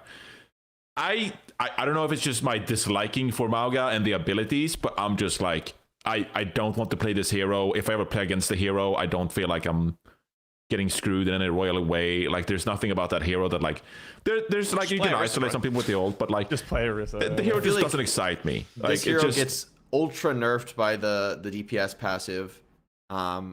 Generally was a hero that was like extremely reliant on getting Omega tanked with heals and like just soaking everything and continuing to fight. Yeah. And I don't know how realistic that's in general not realistic anymore. Maybe for Mauga it's more realistic, and in the right spot I could see you still running it down on people and still feeling really oppressive.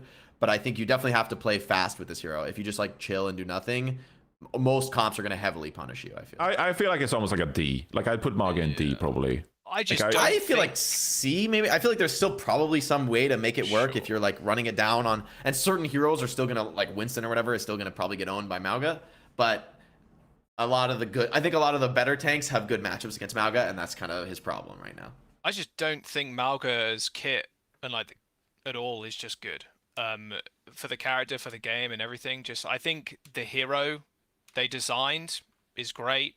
Just don't think they fit what a tank role should be in Overwatch 2.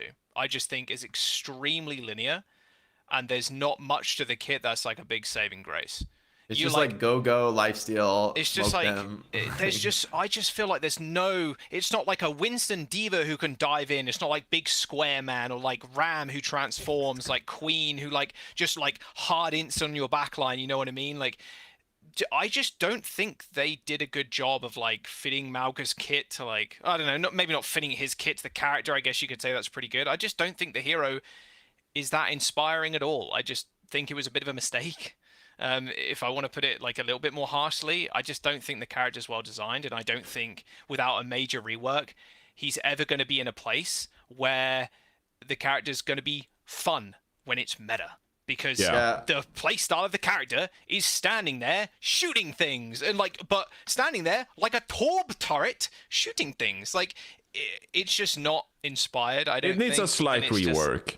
I feel like it's just a run it down hero with lifesteal combo. Like that's what. But it's a run it down hero. It's like that doesn't play Bastion really... and Mei and run it down on them, and like. But you don't really want to be super close against people because they just fucking dominate you. Like I don't know. Mauga dominates everybody super close, right? Well, like I don't think anyone can fight him. It's like hero that you have to kite, kind of like. Yeah, if you just end up kiting like a little bit, I just don't think the hero is like that well designed in terms of what he could have potentially. It's been. like I just don't like it, and it's almost like Bastion turret mode. You just like see a Mauga pop the vampire, this is and like- then You you are basically a permanent Bastion turret. That's like the way the hero works. It's just kind of sad, I think. And you like run it down on people. And I think it's fine, honestly, but whatever. Any other meta with any other tank, maybe bar Hog, like Hog's his own interesting character, but like, I do think it's a low skill hero that probably shouldn't be dominant. If Mauga is like Giga S tier, that is a huge. It's like it's like in Junkrat is Giga S tier. It's probably not good for the game. And this is what this kind of tier, and I think C and D and whatnot should be like. It's kind of working out to be. If these heroes are super good, then there's a problem because it just makes the game really boring. So it's like alarm bell hero. It's like this hero is okay. And I it shouldn't be the best hero in the game though. Exactly. For the you can run best around on players, quick at least play for and high play level him. I think it's great, but like just in kind of like a complexity and depth of the character. Maybe I was a little bit too harsh with what I was saying, but like the complexity and the depth of the character is just not there. And if that gets too powerful, then it's a bit of a problem. I think C's fine. I haven't seen him. I've seen one Mauga. Kind of sucked. Didn't really do much. I delight when my opponent tank picks Mauga. I'm like, oh, you picked Mauga? Like, win. Honestly, okay, the DPS passive just destroys this hero now. I think that's like the biggest issue for him, since he doesn't block damage, he always soaks it, and like that's a huge problem now. That's my problem with him, is like he's literally a character who came in. It's like my whole thing is that I'm going to out heal with the damage reduction, what damage you're doing, and then they're like, we're nerfing that playstyle. Here's a DPS passive, See you right? later. So, but on top of that as well, I think he's also struggling heavily from what else is good in the meta, right? We're going to get to supports in a little bit, but high damage discords, that's a really big problem. Zen has always been Mauga's counter, and now Zen is. Now Zen's really good, and it's easier to hit shots. So I think Mauga's suffering from that. I'm making a case for Mauga D tier. Can we put this guy down a bit? I don't hate it. I think he's the worst tank, right? I think we can all agree he's probably the worst tank. Yeah. Yeah. Actually, I think he needs to be in D at that point. That's kind of fair. Yeah, that's kind of fair. You might be the worst. Kind of all right. Let's move on to a fun little treat, which is Diva. Now, you know, it was just the one scrim with Dante or whatever that I'm referencing here. But I just played a couple of games with Diva as well. The the projectile change or whatever you want to call it, like the hit scan change, you can actually do like an unbelievable amount of damage with D.Va. It's actually a crazy hero. The Matrix is pretty useful as well, like when you're trying to mitigate, incoming damage. It's a very resource efficient hero. I don't think at all that D.Va is busted. Is very strong when you're like D.Va is insane resource trader. Like having an ult that's a second life is now better than it was before because you both tanks can be dying. Like a lot of times on D.Va when I'm like tanking and trading, I almost never shoot my bomb on D.Va because it's just generally not good against good players, unless they like fuck up. But like being able to like trade ultra hard with the enemy tank, we're both dying, but then I'm bombing and remeching and they're dead. Like that's a huge deal. I'm getting a massive resource swing for that. Is this the first time in Overwatch 2 that D.Va I feel like has a place in the meta? Am I forgetting like a meta where D.Va was like really good? But I feel like D.Va is genuinely D.Va had her place in the meta as like in like a defensive anti-dive style in Overwatch 1. So like Mayhem would always play there, would play her Overwatch like, 1 or 2? Overwatch 2. Overwatch 2. Yeah. They would do like a D.Va, like when D.Va's purpose is to play a dive mirror and like just perma defend and like to always counter dive every dive, and like actually that works. And then like you can dive a little bit with D.Va like sometimes. So I think D.Va did have a place, but it was like it was a niche. It was a very small niche of like anti-diving versus like certain committed dives. You play like a defensive style and protect the president with like Widow or Zen or something like that, then I think D.Va is I think it comes down to your skill set as a tank player, where if you are like a pure old school main tank like me, like you can play Winston. Like Winston is viable, but if you're like you used to be an off tank player in Overwatch 1 and like now you're a tank player in Overwatch 2, like you can lean on D.Va as a viable tank pick, and I think you can play around that. So I would pitch that we put D.Va in A. Like I think D.Va is that strong. I agree. I think she's also just like one of those heroes you can play anywhere, right? I think she'll work somewhat in things. She's definitely stronger on certain situations, but I think her utility has also always been insane with the Matrix, and like whenever D.Va is like semi decent, she's always really good because of the added ability to matrix your entire team or like matrix your supports and stuff. And like with the amount of damage getting flung at your supports right now, especially with dives, like Genji, Tracer, like she's good at peeling that kind of damage. She eats the shuriken, she eats tracer bullets. Like she's just an incredible hero. And like, how did the hitbox changes work for D.Va? Does anybody know? Because is the head hitbox in the middle, the center mass, is that bigger now, or is that the same size? No, hitboxes didn't change. No, the hero hitbox is the same. It's the projectiles, whether they intersect with the head. Oh yeah, sorry. So it would be. So that's what Jake says. Is like it doesn't affect D.Va as much. Yeah, because it doesn't affect D.Va. In general, heroes with bigger hitboxes are relatively buffed, and heroes with smaller hitboxes are relatively nerfed. But it's all relative, right? Because they existed before in a state in which they were balanced around the hitbox sizes. So it's a relative shift from there. It's not an absolute. It's like not absolutely. Right. Obviously, she's still easier to hit than before, but D.Va generally doesn't care about getting headshot, tanking tanking shots. Not only can she turn her back, so she can't be headshot. Like some tanks, you can headshot them from behind. D.Va, Rein, not possible. Well, Rein like almost possible, but D.Va is really not possible to headshot from behind. And then stuff like Matrix doesn't care about your projectiles. If anything, I wonder if the Matrix each projectile is better now because the projectile probably, right? That would make sense. So marginal, and like I don't think it matters, but it's I think that would be true, right? Does that make graviton surges easier to eat and pulse bombs easier to eat and that kind of stuff? Like, but those things were already easy to eat. It's not a question of hitting the skill. It's a question of just like do you time it right? Yeah. Like generally, I don't think D.Va was matrixing like, oh, I caught it on the corner of my. No, it's like probably you just pressed it at the right time or not. It's pretty enormous.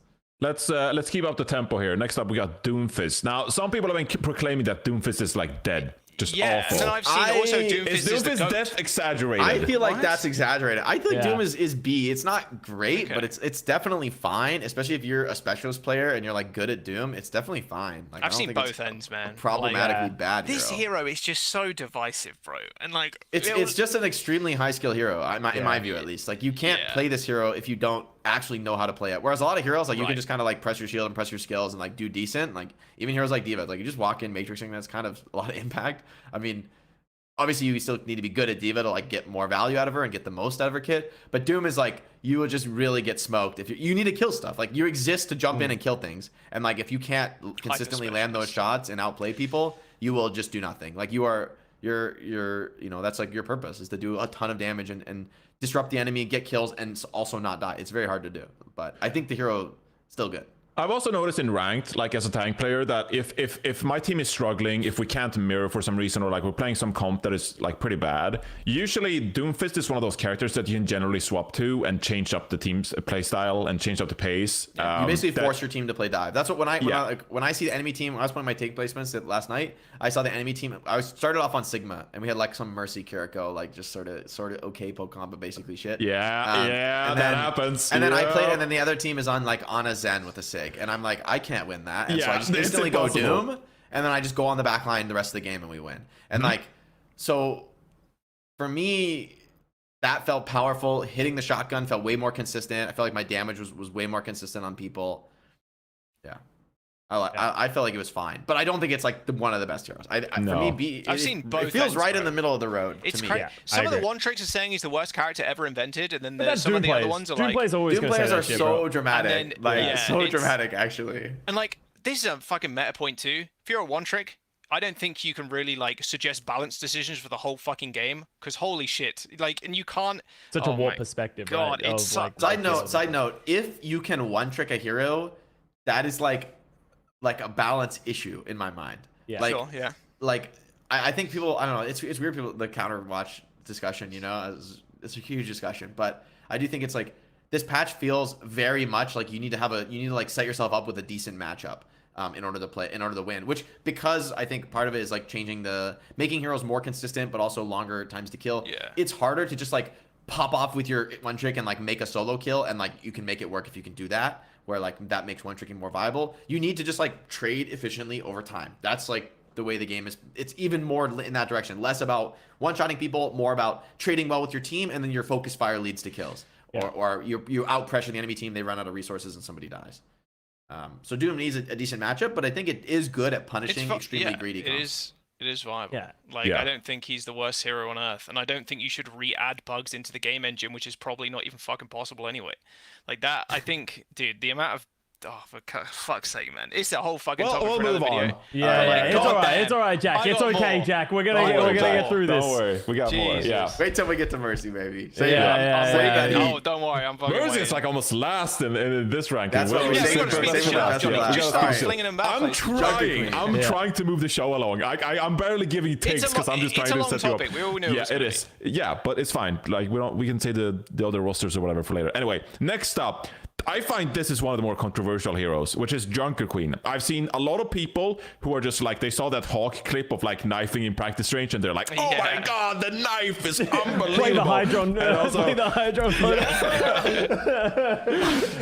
And then also, like, hitting the shotgun feels really satisfying. Like the damage I've output been with Junker Queen clicking tracers on this it's hero. unbelievable. It feels crazy. But I also am in a different camp where I'm like, yeah, like maybe individually Junker Queen feels good to play, but if you play against a good tank player, against a good team, like they'll just play around you. I don't think you should get a lot of value from Junker Queen unless you play like all in, just like get in there, hit your abilities. Yeah, you definitely So I don't need feel like to play Junker a Queen good is comp that for strong that people are making her out to be. I think she's okay. Like, I think she's really strong. I agree, like, on an individual sense. But I agree with what Jake's saying is, like, you really need to have, like, speed boost. You really need... Well, you need your team to be going fair, with you. Otherwise, you get there's isolated. never been a time for this hero where you didn't need Lucio. It has true. always Yeah, been a, like, you need Lucio hero. Like, that's the nature of every very close range tank in the game is, like, I need Lucio hero. That's just the nature of the game.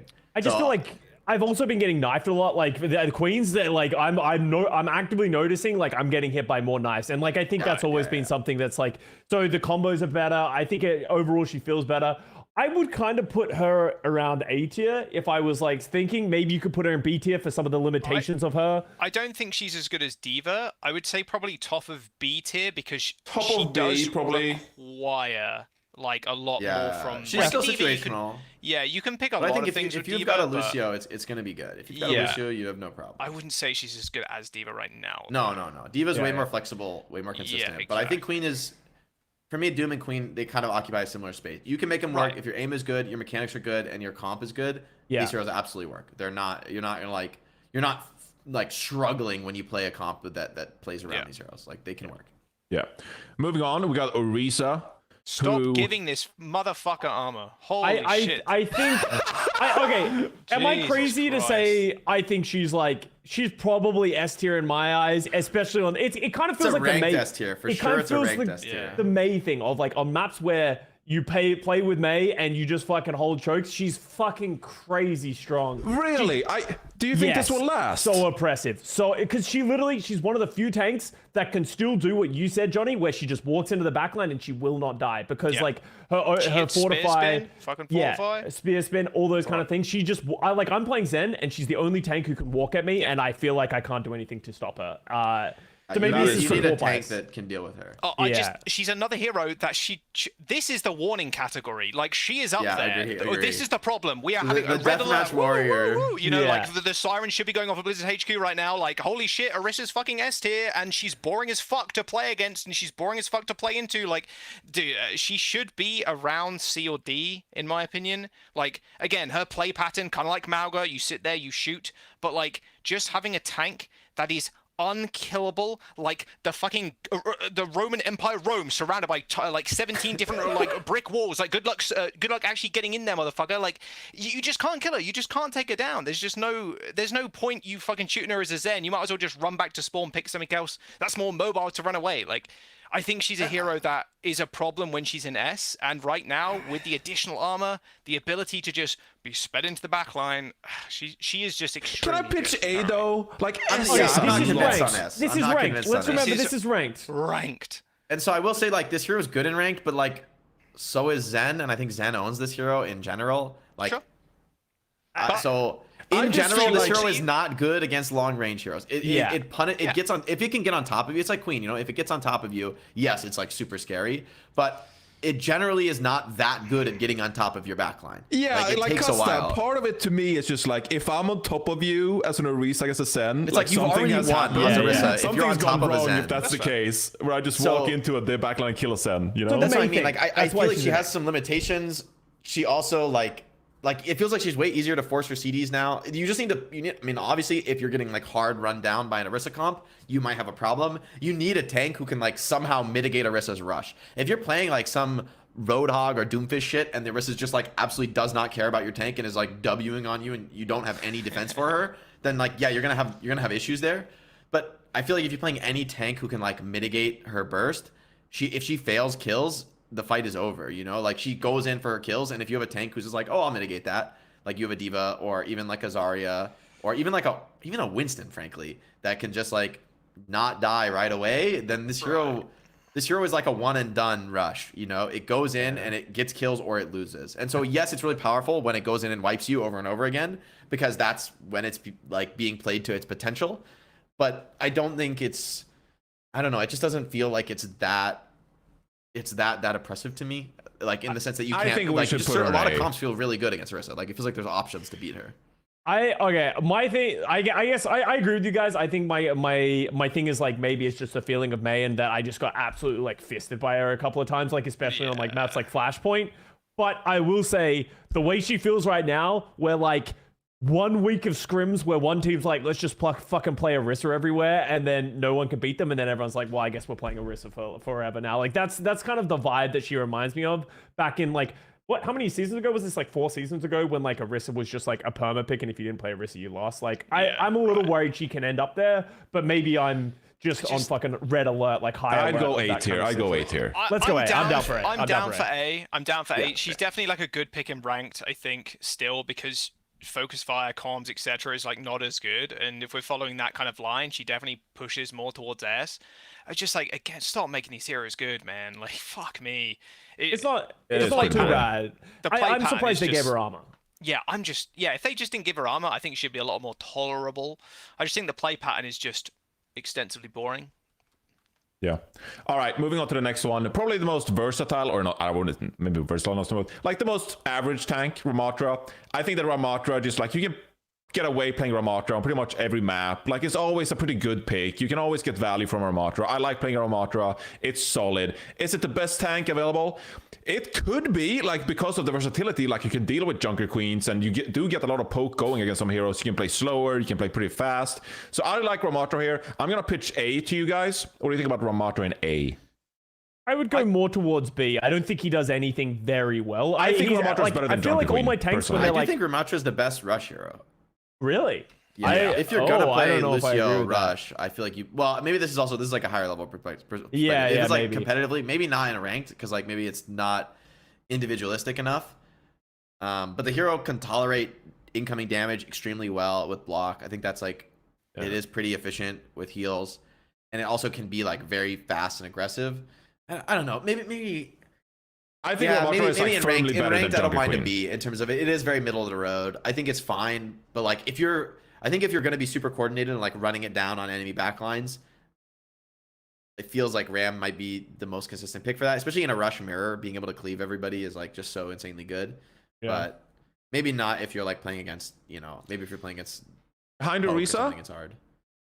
That's what I mean. I feel like this hero is like, to me, this hero is like better than Orisa, but See, Yeah, I think that's that's kind of where how I maybe kind I'm of an feel that way Orisa too, hater but or I like haven't played Orisa Orisa, believer. so- I think Orisa's better than Ram. Right Yeah, I now. think Orisa's better than Ram. Can I Yeah. put Ramatra on A below Orisa? Sure. Because Yeah, I don't but like just Ramatra don't- next to Junker Queen. I think Ramatra is better than Junker Queen. yeah, I agree. Yeah. Agree. Okay, this is fine with me. I feel like Ram is I'll like fuck with this. solid. Like I don't and I think to Johnny's point, for like Queen, I think you're like, you must have a Lucio. And I think for Doomfist, it's like you must be like diving and punishing a weak backline or Yeah. some weak heroes you can kill. Whereas Ramatra, I'm like, you know what? You just gotta play Ramatra. It's like kind of okay. Like as long as you're playing poke, you're playing rush. It's like pretty good. You're playing, even if you got some flankers. You know what? You can kind of get in there. You can kind of contribute a little. Like it feels like it can work in a lot of different circumstances. And I don't, because you're not, especially for ranked, you're not needing like a certain min-maxed comp to play the hero. Then maybe it feels better. Yeah, I didn't get a chance to play yesterday because I was busy with something else, so I only played on Tuesday. But I do feel like, just as a tank player, like I feel like I'm doing my job as a tank more often on Ramatra than as Orisa. Like sometimes if I force Orisa, I'm just not setting up my team for You success. need to like get kills on Orisa. It's like Yeah. it's like a go kill hero, whereas need to Ramatra is play more of like corner a I can hold and the bar commit. hero. Yeah. So I just like Ramatra in that way because, like, regardless of what my team plays, like generally speaking, I can get some value from Ramatra and I can contribute to the team's success. So that's just why I like playing Ramatra. But it's not the most exciting hero by any means. All right, moving on to my goat, Reinhardt. The sad fact of reality is, It ain't looking good. you Not shouldn't great. play this hero. sad. I do it because funny highlights, but like you shouldn't play Reinhardt over other heroes most of the time. Like you shouldn't play I Reinhardt will over say, Risa, Johnny, I played a Ram. game the other day with a Reinhardt hard one-trick player against 4 Al players. Was it me? No. Okay. It was like Yeah. it was Metallicis, and we played on Shambali, and the enemy team played like a Bab Zen comp against our Ryan. Yeah. And our Ryan had like, we won the game miraculously. We had some miracles occurring to win that game. The enemy You hard have to throwing. like hit shatters. You No. gotta get shit done. Well, but you I it will is say my hard. Ryan after that game had 55k mit and like 6k damage. Yeah. Yeah, you're can't, just out yeah. there, like trying to Hold like do shield, all you hold. can. Like, yeah, they're definitely better heroes. I think we can all agree by far the worst rush hero. Like, I think it's above Malga because there's better at than Malga. least the some shield is still team plays. useful. Can I You get Yeah. a like, C? shield I'd be to get the happy DPS with a fast C. enough. Yeah, I'll put Ryan in C. Yeah, C. I I put think it's Ryan in C. definitively, for me, it's definitively worse than stuff like Queen and Doom. Yeah. It's also like basically not buffed compared to every other hero with a gun, right? Yeah. Well, he got damage increase, but it's like that's not the problem with Reinhardt. No one was ever like he's not doing enough damage. It's more Yeah, that he's just fucking falling over, right? Like just too much damage. Part of it, Zen's extremely good. Yeah. No damage, no proper mit for Zen compared to other heroes like Ram who have like % mit on his block. Yeah. Just a quickly here, just a sidebar as we wrap up the Reinhardt conversation. I don't think we need to do a lot more talking about Reinhardt because, quite frankly, like it's just Yeah. it's just not the time. I want to give a shout out here to Matthew McCloskey in the chat who gifted us donated $10 to Plat Chat. $10. Means we can continue to do our thing here. But Matthew was essentially asking for recommendations on shaving and clippers and stuff like that. So go to manscaped.com and use code PlatChat for 20% off plus free shipping, wow, Matthew. That's great. nice. There you go. Yeah, that's because two Matthew, heads there you go. are My better go. than one. Matthew. Yeah. If you need some kind of like beard trimmer or something, that's your go-to spot. There you go. So thank you for the $10, Matthew. I appreciate that. Anyway, moving on. Roadhog. Oh boy.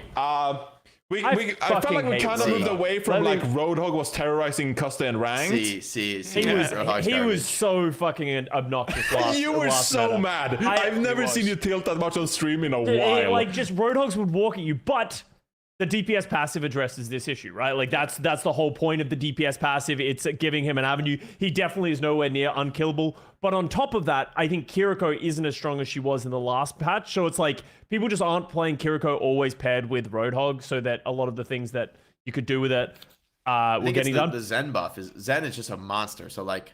Yeah, and a Zen Bap. Zen has they just always feast. and forever will eat Roadhog alive. The problem is sometimes Zen is just like really hard to play, but Zen is a monster against Hog because I think the new reality for Hog is that he used to be countered by CC primarily because if you stun the heal, then he's like ultra vulnerable, right? He like gets no healing and then that's his survivability. He's dead. Whereas now, or same for anti, right? You anti the heal, okay, you got no heal from that, great. But now it's like that's not as impactful because he could just stop healing or like he could just heal again as soon as he stands up if you stunned him. So stuns and antis I think are now, since the rework honestly, are a lot worse against Hog, and I think that's why a lot of people struggled is they're like, we have to play Ana against Hog, which I just don't even, I think it's like good, but it's not as critical, especially if there's a Kiriko. I don't even think you should play Ana. Just play more damage. The way you beat this hero is you just shoot him in the head with seriously. Zen and your whole goddamn team. And like, if he's just sitting there healing the whole game, he's not doing anything. If he peeks for a hook and gets discorded, he's gonna take 500 damage. You know, like that's the way to punish this hero. And so I think this hero is getting very punished by just everybody hard shooting. The meta is high damage. And I agree, Custa. DPS passive nukes this hero. Same for Malga. Heroes that just soak damage on their body and heal through it are heavily nerfed by the DPS passive. It feels so nice. It feels so good that we're here with like Mauga with heal, Roadhog with heal. Like we can deal with it now. Reinhardt just had to die. He was the sacrifice. What did it cost? you know. I don't know. I feel like Hog is C. Give him 3 fire strikes. Something. Definitely, I don't know. Just I'd agree with C. He should not go above C ever. Another warning light hero. Yeah. There we go. All right, moving on to Sigma. I think Sigma is like pretty strong in this patch. Oh, you want to go S? I would definitely go so A. here's the problem, guys. Here's the problem. Every tank is countered by the right comp. So like any comp, you can beat any of these heroes. So like Diva, Orisa, like I think all these heroes can be beaten.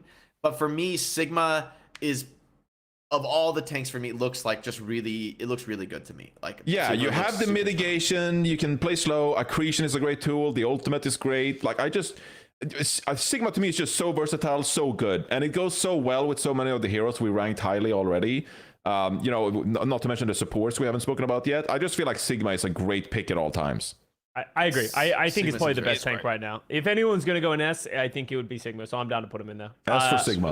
As Jake said, like every character has a limitation. Tank is just like especially a weird role because tank and support especially dictate your team comps. I guess every hero dictates your team comp, but like, so every comp has its flaws. And the thing is, it's easier to put a DPS hero in S tier because you can be like, oh, soldier, that's all heroes like basically always good. But like, okay, Sigma is like, in the end, there's like maps with extreme verticality where Sigma's going to be bad. Like no matter what, if Sigma's good on Paraiso, you have a problem. You know, at least on attack. On defense, maybe it's more okay. But like, like every tanks are just more specialized inherently as heroes, and so there's always going to be flaws with them. But I think Sigma's extremely good right now. Yep. No comment. No comment. No comment from Draws Costa. Yeah. Universally agreed. Pretty All good. right. Winston Overwatch. Another pretty controversial hero. I've seen some tank players been like, I don't like playing Winston at all. I've seen other tank players who are like, oh, Winston is like really good here. For example, Boger posted his tank list. He put it in this, didn't he? Yeah, I put it in meta. Yeah. He thinks Winston is meta, and I'm like, whoa, like okay, Winston, like I can definitely see it where like the bubble is good to like isolate targets and mitigation, and like because of the jump, like you can work around the map to reduce some of the damage other heroes can't, frankly. But I don't love playing Winston. Like it doesn't make me super excited. So like he belongs in A. Like I don't think he's an S tier hero. I think he's really good. I think dive in general and playing quick is like really good right now. Would I put? I just feel like I get screwed so much when I play Winston. Not. Yeah, like. There are Like, still a lot of things that he's definitely not as flexible as other heroes, I would say. Yeah. But I think he's still a strong option, as people said. The dive is still good. He's definitely for me, it's either A or B. I would not put in A. I don't frankly. mind A though. I feel like for me, Winston and Ball are both very strong. And like I think these again, maybe Winston is like more map dependent than some of these heroes, which makes him maybe that does hurt him. But Map I feel like he dependent, is but probably also, better than Doomfist right now. I think you get away playing Winston less compared to Aramatra and Orisa. Like generally speaking, you can play Aramatra Orisa and you can like play it, but like Winston, I feel like you just if we're straight up speaking can't from like play a solo Winston against some queue comps. average map perspective, Yeah, this is ranked, right? then it is more of like a B to me. Are we doing an order, by the way, within the tiers, or I think that's too much? I was just I thinking... wouldn't read into it too much. Okay. Some people like love reading into that, just like, oh, Widowmaker is better than Ashe. Oh my god! That's what I mean. I don't want to do that because it becomes too hard. It's like it's too granular. there's too Don't many. read into it. Yeah. I think so you just put all the Winston's- tanks on the right. Yeah, I think Winston. I like him in B. I think there's a very good argument to be made, like especially as you get to a higher level and you get more and more organized. This hero gets better and better, and so there's some like thought in my mind about okay, maybe he is like A in like a I think higher I'd level rather play environment. Diva than But for like Winston. the average player and the average rank game, I feel like B is kind of fair. Yeah, I agree. I agree with Is that. it- Okay, yeah. I did see Emon go like 33-3 in one of our ranked games though, and he's like a self-proclaimed terrible Winston. So you know, there's definitely something there, and I think it's like the best you make a players in fair the point. world might make it look really good, but for just your average Joe, I think they're just gonna get blown up by the amount of damage that exists in the game. It's just like Let him if cook I a see little an enemy backline, like I don't know, just like Mercy Kiriko or something. I'm just saying shit. But like if I see an enemy backline that like I can play Winston against, and like there's nothing that really counters me, I'm just like, oh, I will have a great time on Winston because I can get away playing this hero and I can get a lot of stuff done. I can isolate targets. I can roam around the map, like really. But like there are just certain comps where I'm like, this hero is useless. Like if I pick this, I'm literally throwing the game, and so that's why I don't think that Winston should be higher than the B tier anyway. So yeah, I think it's pretty fair. yeah. I'll be down with A tank hero that I can't play is Wrecking Ball. And I think he's very good. okay, so what's the case for Wrecking Ball being good? Because Well, if you don't know what you're doing, you're gonna do nothing. He's on another this hero. Doomfist, right? It's like sure, you But it's have like to I think know it's what you're better doing. than Doom right now. But Oh, it's 100%. also Yeah. it's like it depends how you look at this hero. I think we should look at this hero from the perspective of like if you actually play Wrecking Ball, here's the way the tier is. Yes. If you have never played this hero before, you're gonna have a. I don't even. I mean, I don't think it's S. I think it's it's A. like A. I think Yeah, if you I like agree. know what you're doing in general on the hero, I think it's very powerful. But I don't think it's like S to me is like you can rock up almost every game with it. I don't know if Ball is that good. I think you're so dependent on the other players around you. I think if you're a ball just trying to beep around on your own, it's pretty terrible if you're like playing like Widowmaker Cassidy, right? But if you have a Yeah, Tracer sure, paired with you, okay. you're really strong. And I think there are counters to Wrecking Ball with just like there are limitations. Raw So I don't I think think Zen would is put it in generally this. very good against Wrecking Ball, and Zen is Yeah. very strong, Yeah. as we said, against other things. So. it sounds like more like a B to me, guys, than an No, A. it's definitely A. No, it's definitely A. No. I don't Assuming think you it's play Wrecking Ball, I think it's definitely better than Doomfist. Yeah, I agree. I think it's more consistent than Winston for sure. I Okay. think Ball's It's still map Ball dependent. is Like Ball is definitely- very map dependent. It like there's Yeah. like certain maps that are just awkward and bad for Ball depending on the way the geometry is and the Yeah. flank routes and things like that. He's The a unique passive hero regen is pretty like nice for Doom. him. If you're playing Ball, you probably know how to min-max at least somewhat. Like, You just have a sense of like what to do on the map, you know. yeah, exactly. I don't think you need to know like crazy text. You just need to like know how to roll well. Right. Yeah. Like, Well, yeah. I had a fire. Wrecking Ball as well. I had a Wrecking Ball fucking get blizzarded in the middle of our team and just couldn't kill it. Because if you remove the head hitbox, like, it's Oh, yeah, just, it's they just an have orb. so much fucking health. Like, it's just too much to get through sometimes. So I The think adaptive shield. Yeah. I think it's just very difficult right now. So Custa, we're officially in the tier where like you load into a game and your tank player picks Wrecking Ball and you're just like, oh, all right. if it's a We're- good Wrecking we're Ball, playing 100%. Wrecking Ball, Because, yeah, like, 100%. especially as Jake was sort of saying, like, you can play some, like, God. you can actually play, like, Kiriko Zen, Lucio Zen or some shit, and then you play, like, Tracer plus something, like, Tracer you know, Surgeon. Genji or Tracer Tracer Sniper. Genji, yeah, like anything like that, and yeah, I'll fuck with it. It can't. It's very dependent, and we've sort of established this. The Wrecking Ball player needs to be able to live on their own. If they can't go in and dive in and stay alive, then that's on them, right? Like, I'm like, this is so not me. I'm like, I have this like idea of my head of just like, oh, I'm gonna go into rank this afternoon and pick Wrecking Ball, and I just know it'll be a terrible mistake, and I'll throw my lobbies. But I'm like, this hero is good, right? And I feel like Ball won't get gets anything also done. he's like the best user of tanks of the he's like the only realistic user of all the tanks of the passive. The Yeah. only realistic hero who's actually gonna get regen on tank is Ball. Because when he takes like 500 damage on his initiate and then he goes for a mega, usually Balls will just like go in again on whatever it is, like after they eat the mega and they get the regen, they'll be like, in the last patch, they'll be like, oh, I'm on like 450 or 500 HP, but you don't screw it, I'm just going anyway, because I'm not going to go eat another pack just because to get like 50 more HP is not really worth it. It's better to just go faster. And now it's like, oh no, I'm going to be full HP. I go eat one mega and I'm like rolling around for 10 seconds. I'll basically be at full HP from almost any attack. And so I feel like his playstyle of like resetting and his high tempo play is going to be better. He's a gun shooting hero on exactly. I was about to make the point because tank. of the hit scan change. This is actually like crucially one of the tanks that benefit the most from the hit scan change, right? So And I was wrong. He didn't get shields. He actually got 75 armor, which is significant. Like that's a lot of fucking armor to add to here. Like He is Wrecking Ball. still quite hard to kill, even with the Zen. Even with the Zen being so strong right now, just a good balls, like they just run away. Like it's like you really do have to CC hack, or like maybe you put a wall next to them, right, with Mei, and he gets fucked up. Or if you can as Zen, you can fuck balls up if you kick them enough. I had a circuit game where a Wrecking Ball was trying to like, I was coming out of spawn and then I just kicked him into a fucking corner repeatedly so he couldn't get fucking his fireball. Like bro was locked in place, like he couldn't do shit, and then my team kind of descended on him. That's a very rare instance of that happening. You're not always going to be able to kick the ball around, but there are ways to kind of neutralize him when he does go for these crazy dives or like sneak attacks or whatever. But I think with like how unkillable he kind of is right now, and especially when paired with a good DPS, I'd say he's S personally. If you want to put him in A, fair enough. I just think right now Sigma with the poke style and then Ball with the dive, they're two S tank heroes for me. okay, let's keep things moving here and wrap up with the last tank. It's Zarya. Haven't really seen anyone make a great case for Zarya yet. I feel like it's B.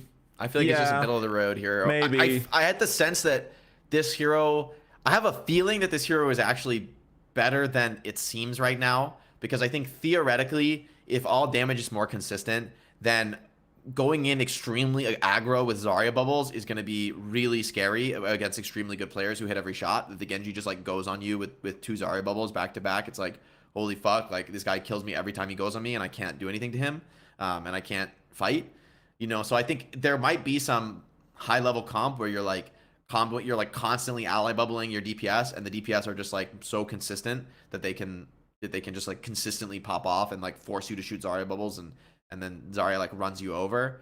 But I don't think it's a good hero. I think Zarya's a good hero. Very optimistic, it's like, or it's like 4 high level players. So I think there's probably a world where there's good scary Zarya comps where like everybody's running it down with Zarya. She's a very heal efficient hero. She's not a hero who relies generally on getting like heal soaked, like compared to some other tanks at least. But she has a lot of problems. She's like very shit at breaking shields and has very limited mobility. Yeah, So. I'm not as optimistic as Jake. I think I would have put her like high C. I just think she doesn't do much with the landscape of like poking and everything. But I'm happy to put her in B. Basically, it's like a teammate enabler, and so that's what makes her. That's sort of it. To me. She's definitely better than Reinhardt and Roadhog, so I'm kind of like I in feel like B and C. decidedly, in the end, she's a gun shooting hero. Her left click got buffed. It's easier to hit. We can put her bottom B. Yeah, that's fine with me. I think that's fine. Yeah, I have experimented recently where like sometimes my teammates just pick like the weirdest, like lamest supports and damage heroes where like they'll play like on a BAP or something. And I'm like, not in this patch, but like the last couple of patches, I was just like, maybe I'll just play Zarya and just like walk at people with high charge, and like maybe I'll get like a nano boosted Zarya or something. Like it's a very niche hero. Like maybe sometimes it can work, but it's a good hero. So B tier sounds like the right place for Zarya. So there you go, wrapping up the tanks. Moving on. Ana, welcoming to supports here. Custa, take us away. Your category. I think Ana's really good right now. Like, I think her ability to like play range, I don't think she's like the best right now, but I think you've seen a lot of people saying you can like pair her with like Zenyatta and it's not bad because they don't.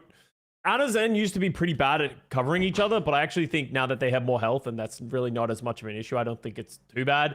I'd put Ana in like, I don't know. It's either like high B or low A. I think because like you have to rate Ana against the other supports, and she's definitely an A hero for sure. We can go low A. I'm just worried about where I put everyone else if I'm putting Ana in low A, because I think there are a lot of supports that are very good right now in this patch. Is one of them.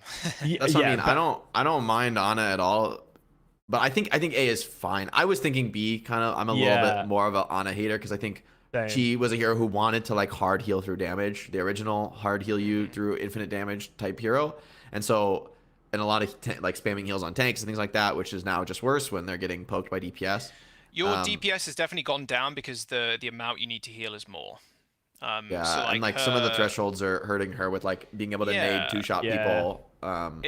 It's not like a great position, but I wouldn't say she's tragic. If I'm like locking an Ana, I'm not like it's not a problem. And sometimes it's good. Sometimes it's like, I think you make a good point, Scott. Like I feel like the best hero to combo with Ana is literally Zen right now. Like that's yeah. So it's I think A is fine. I think Ana's a strong hero, but I think just the fact that she's so focused on healing and less focused on dealing damage, and that anti-heal has been like not replaced, but like you don't need it as badly before as you did before to deal with high healing output. Now you have like you can kind of get through some of that healing without an anti-nade. I almost want to put her in B personally. Like I'm very close to putting her in B. I'm like, let's leave her in A for now, but like maybe we'll push her down as we see where everyone else stands. But yeah. I think if we're moving on, as Johnny's back, I think BAP is S. I think Good shot, fellas. So let's move on to BAP. BAP is definitely S in my opinion. I think like his healing and damage is crazy. Exactly. He was always a really high healing support with the shift and the fucking right-click nades, but the amount of damage he can output as well is also insane. He still fights really well. Yeah, he still duels aggressively. super well. Window is really good, especially with the characters and the DPS characters that are good right now, like Soj and Soldier, love to use Window. Like they will decimate people through Window. And with Sig also being really good, like BAP, it's just a perfect storm for BAP to be a really great hero, like meta.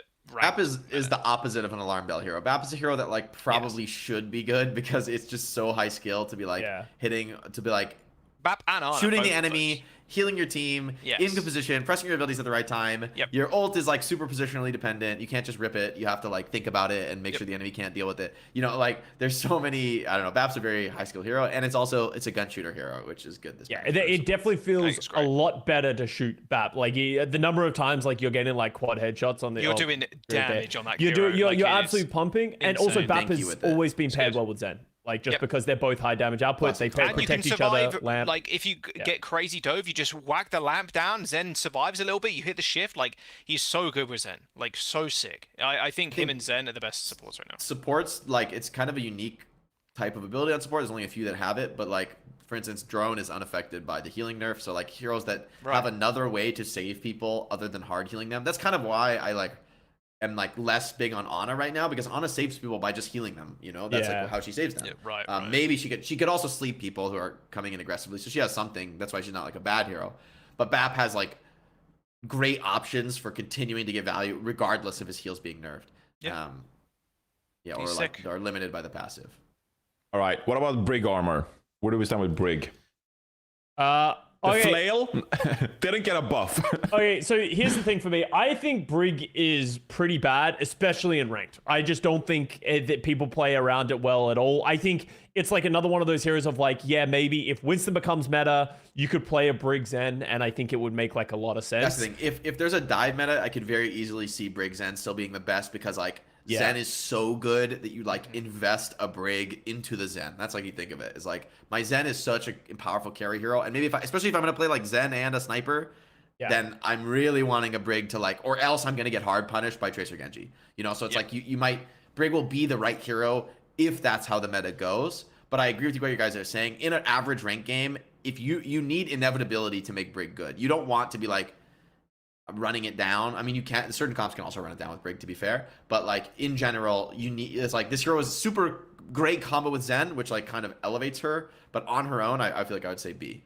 If there is a lot of Soldier, Sigma, Sojin going on, Brig does not help you in any way against any of those heroes, right? And that's the issue. Unless you're like Omega high level playing like Lucio Brig. But that's not realistic to almost anybody. So. I found that like I almost played like no Brig throughout this period. Like even though I'm like really wanted to play Brig because I want to like play her more and like practice her, it's just like every time I think about playing her, I look at the opposition comp or my comp and I'm like, this is just not basically the purpose of Brig is like for Brig Zen. Yeah.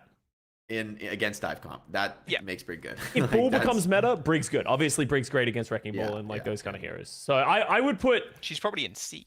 Are we gonna put her in C with situational? I feel like B. I think B as well. Yeah, I think she is like a fine hero. I think she's fine. I think she's definitely fine. I don't know if I fully agree with that. At least as a tank player, I kind of agree with Custa, where I'm like, as a tank player, I'm never really worried about Brig. I get that, like, maybe if I play more Wrecking Ball, or like maybe more if you have to protect, like you're saying, with rally and armor and stuff like that, right? Playing against flankers, for example, Brig obviously has that use case. But just generally speaking, I don't know. I think there could be a case for Brig being C because I just think the meta has so many heroes that are just like, it has snipers you want to defend, it has flankers who need heals at range or who like AoE healing. It's for me, like, the comps that like where everybody like when you're running ball and like you have like a flanker, like all those things are using the patch well, and so Brig just fits well into that. I think it's not that Brig individually on her own, I see what you mean on C, but I feel like the way the meta is overall makes me want Brig in B. I don't think she's like a god hero, but I do think she's definitely going to be better. I think there are a lot of worse supports than Brig right now. The reason why I put it in C is because there's a lot of shooter heroes right now that are very good, and she just gets kind of rolled. She has a bigger hitbox. The shield does fuck all, basically. Even though, didn't it get buffed by like 50 or something like that? Well, I think I heard that she can't block pulse bomb anymore. No, you can block it, you just can't drop it. Yeah. So it's gonna break your shield, which is kind of a big deal. Like the amount of shooters that are in like S, it just feels like Brig is just walking into just a wall of bullets every time you come out from behind cover. Like, I don't know, I just don't think she's that good at all. She's way more situational, I think, than the most of the people in B. Like, I think we can go with B. Like, I just think C, maybe high C kind of thing. But yeah, definitely low B. It's one of the big issues with doing a tier list when we're so early and a meta has not been defined. Like, literally everything is being played at any time in pro and ranked. I feel like she'll fit well into a meta with a lot of snipers and a lot of flankers. I feel like, generally speaking, that is Brig's wheelhouse. The flanker because she can block snipers and she can heal flankers. And, like, that's not... And she also has she's a great, again, I think this concept of, like, resource trade is, like, crucial in the way the game is shifting with this patch, where you want efficient heroes. You don't want the heroes who are just like, I ignore what the enemy team does and I do my thing so incredibly strong that it's like, oh, I'm too powerful. I'm BAP healing 5 people at once. I'm just too powerful. You can't respond to me.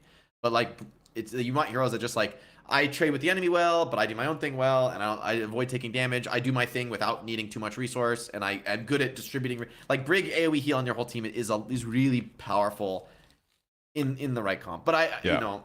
It's B or C. I'm fine with either, honestly. That was more time than we need to spend on B, or on Briggy, rather. We don't need to spend that much time on Brig. She should be in the Brig. B tier, guys. Come on. So true. So true. Oh, okay. Wow, where's the I tier for Ilari?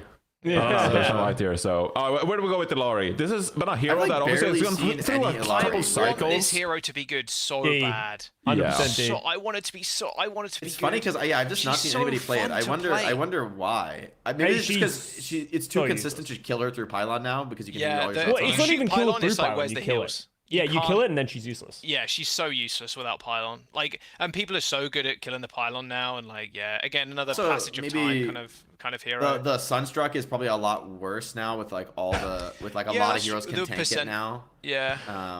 Dude, this F tier just seems like there's just Reaper there. Should we like we can remove F tier and put him in D if you want. For me, that's how I'm like, what the this fuck? intonation. Yeah. All right, so that's, I mean, the weird thing about this is like, coming Reaper from the Rush team of the world. Yeah, if you're gonna play like Lucio, Moira, Ram, May, okay, then maybe Reaper ends up being the right pick. So that's the problem with some of these things is like, there's a certain spot, but realistically in ranked, you aren't playing these like super coordinated comps that enable these heroes. Looks great. How'd you feel about that? I don't want to leave Reaper down there alone. Seems great. Big Backbone single-handedly moving Reaper up in the world. He removed an entire tier.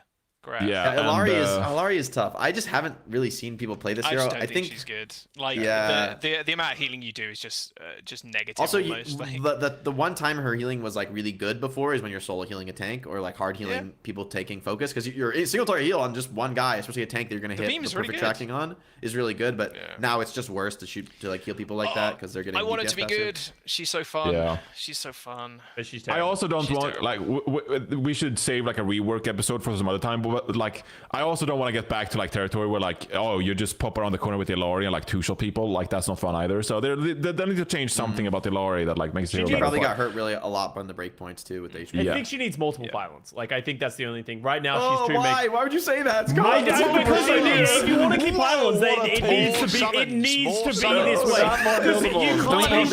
It can't be a one and done thing. Summons. Or she needs to be able to move it even after being shot, so it becomes like a thing and you can be very aware of it. I feel like you should just give her some like self heal when she shifts. Or no, like... but that's not the point. It's not about her healing. It's about her she can't heal it. She has to be up your tank's like look, she's a DPS to be able to give any healing because it's like melee range healing. Just leave the flex Q. What if the pylon heals everyone? So it heals your team at once. We God. heal pylon. The pylon is a Valking Mercy now. Valking Mercy. There you go. Valking pylon. All right, moving on. That was stupid. Maybe when you ult, the pylon goes giga crazy or something. I don't know. Yeah. Oh, like level 3 torp turret. Yeah. The pylon turns into an old level 3 torp turret. How much Kiriko are you playing these days, Custa? I'm actually playing a lot. I actually think I'm a Kiriko enjoyer, but I don't think she's that good in comparison to some of these other supports. But I actually really like her because I just like her because she's so versatile. Like you can play her with really anything. You can play her with a Sigma. You can play her with the dive. You can do all that kind of stuff. You can TP around. Kiriko's really good to help Zen. You can play aggressive and TP to your Zen whenever you need it. So like, I think she's really good, but I've seen a lot of other people saying that she's not very good. I mean, she lost a crucial two-shotting threshold on like most heroes in the game, which is pretty huge. I've never I in the previous patch, triple headshotting someone was pretty difficult. Also, they'd probably fucking die. But like, you hit a lot of headshots these days. Like the kunais are very easy to hit. Like with the projectile change, I think she was definitely one of the better heroes coming out of this patch. Just because the triple X or like 2.5 or whatever, like it's not a good patch for her. It's not a good patch for her, but like she was definitely one of the biggest benefactors. She was one of the best heroes ones. before the patch, I think. But she also got like a smaller buff than other heroes, like some of the other. I think she's pretty decent. Or whatever. So she got like the nerf and the buff. She is an all-rounder. I wouldn't put her an S. I'd put her an A. Like I think Kitsune Rush is still good. Yeah, Rush is still super good. It'll always be good. I don't think there'll be a point where Kitsune Rush is ever going to be bad. Like just the level of impact of that ultimate. I think this hero was S before the patch, and now it's A. That's how I think. I would put her right next to Anna. Like I think absolutely. Yeah. I wouldn't be pissed if I had one. You know, like it'd be like, okay, cool. Kiri. I think this hero's probably better than Anna. It's close though. I would say better than Anna. Definitely same tier. Okay.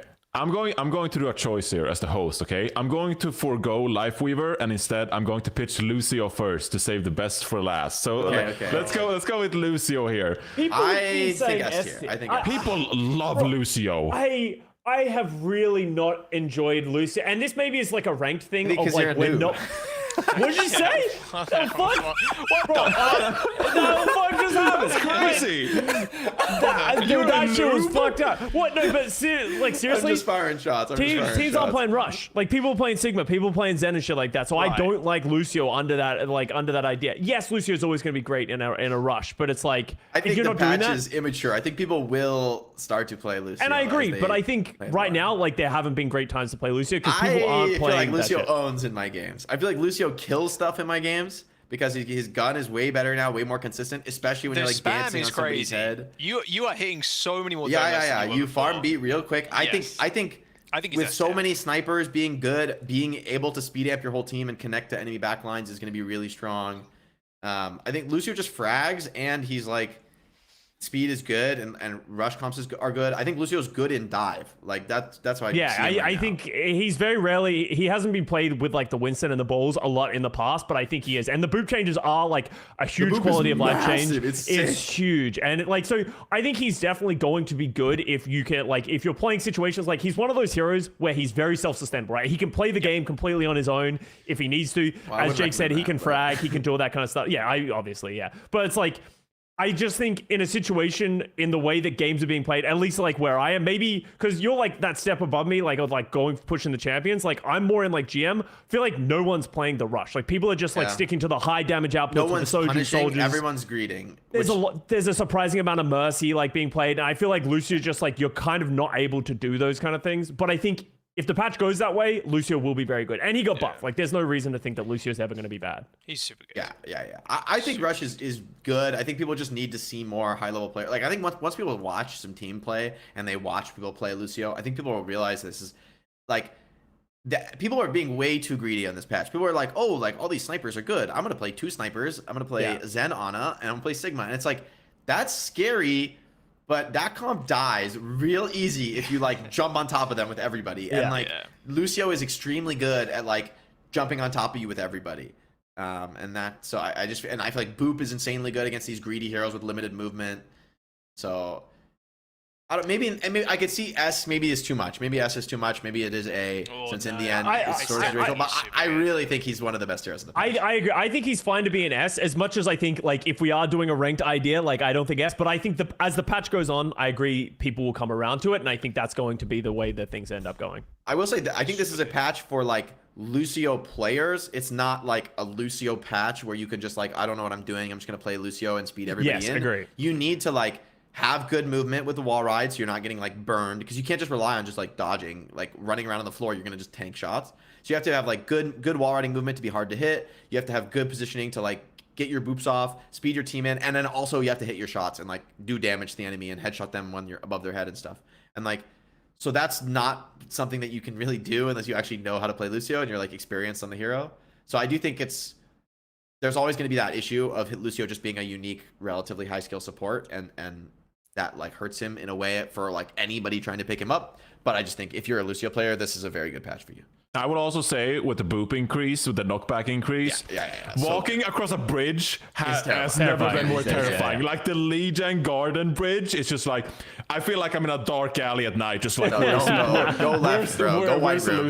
I'll tell you for free, go white room. Don't cross the bridge anymore. Don't go there. It's scary as hell. It's awful. Like you do a rollout and like no one has said anything in voice chat, and just like a Lucio just rolls out and just boops 2 people, and you're like, oh my god, it's terrifying. It's so scary to hit the record.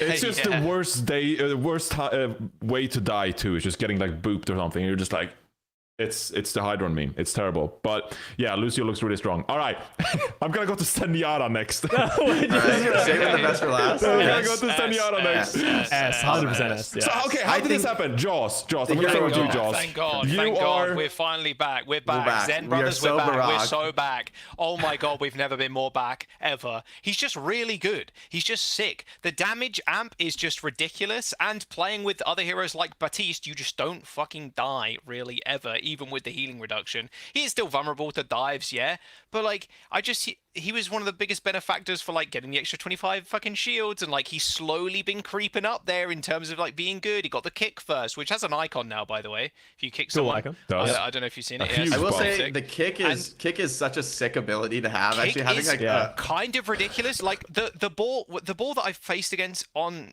circuit of all maps, like as soon as the ball kind of dives in, Discord kick, just fucking get that shit away from me. Like it's kind of ridiculous. Even against Genji, Tracer, like those heroes that if they haven't almost insta-killed you already, especially Genji who jumps on top of your head, if you just hit a kick, like, and with the added 25 shield from like the previous patch that we had, like there's just been so many small increments to Zen's power that he's now finally there with this change, like this whole change. And the orbs are just so much easier to hit too.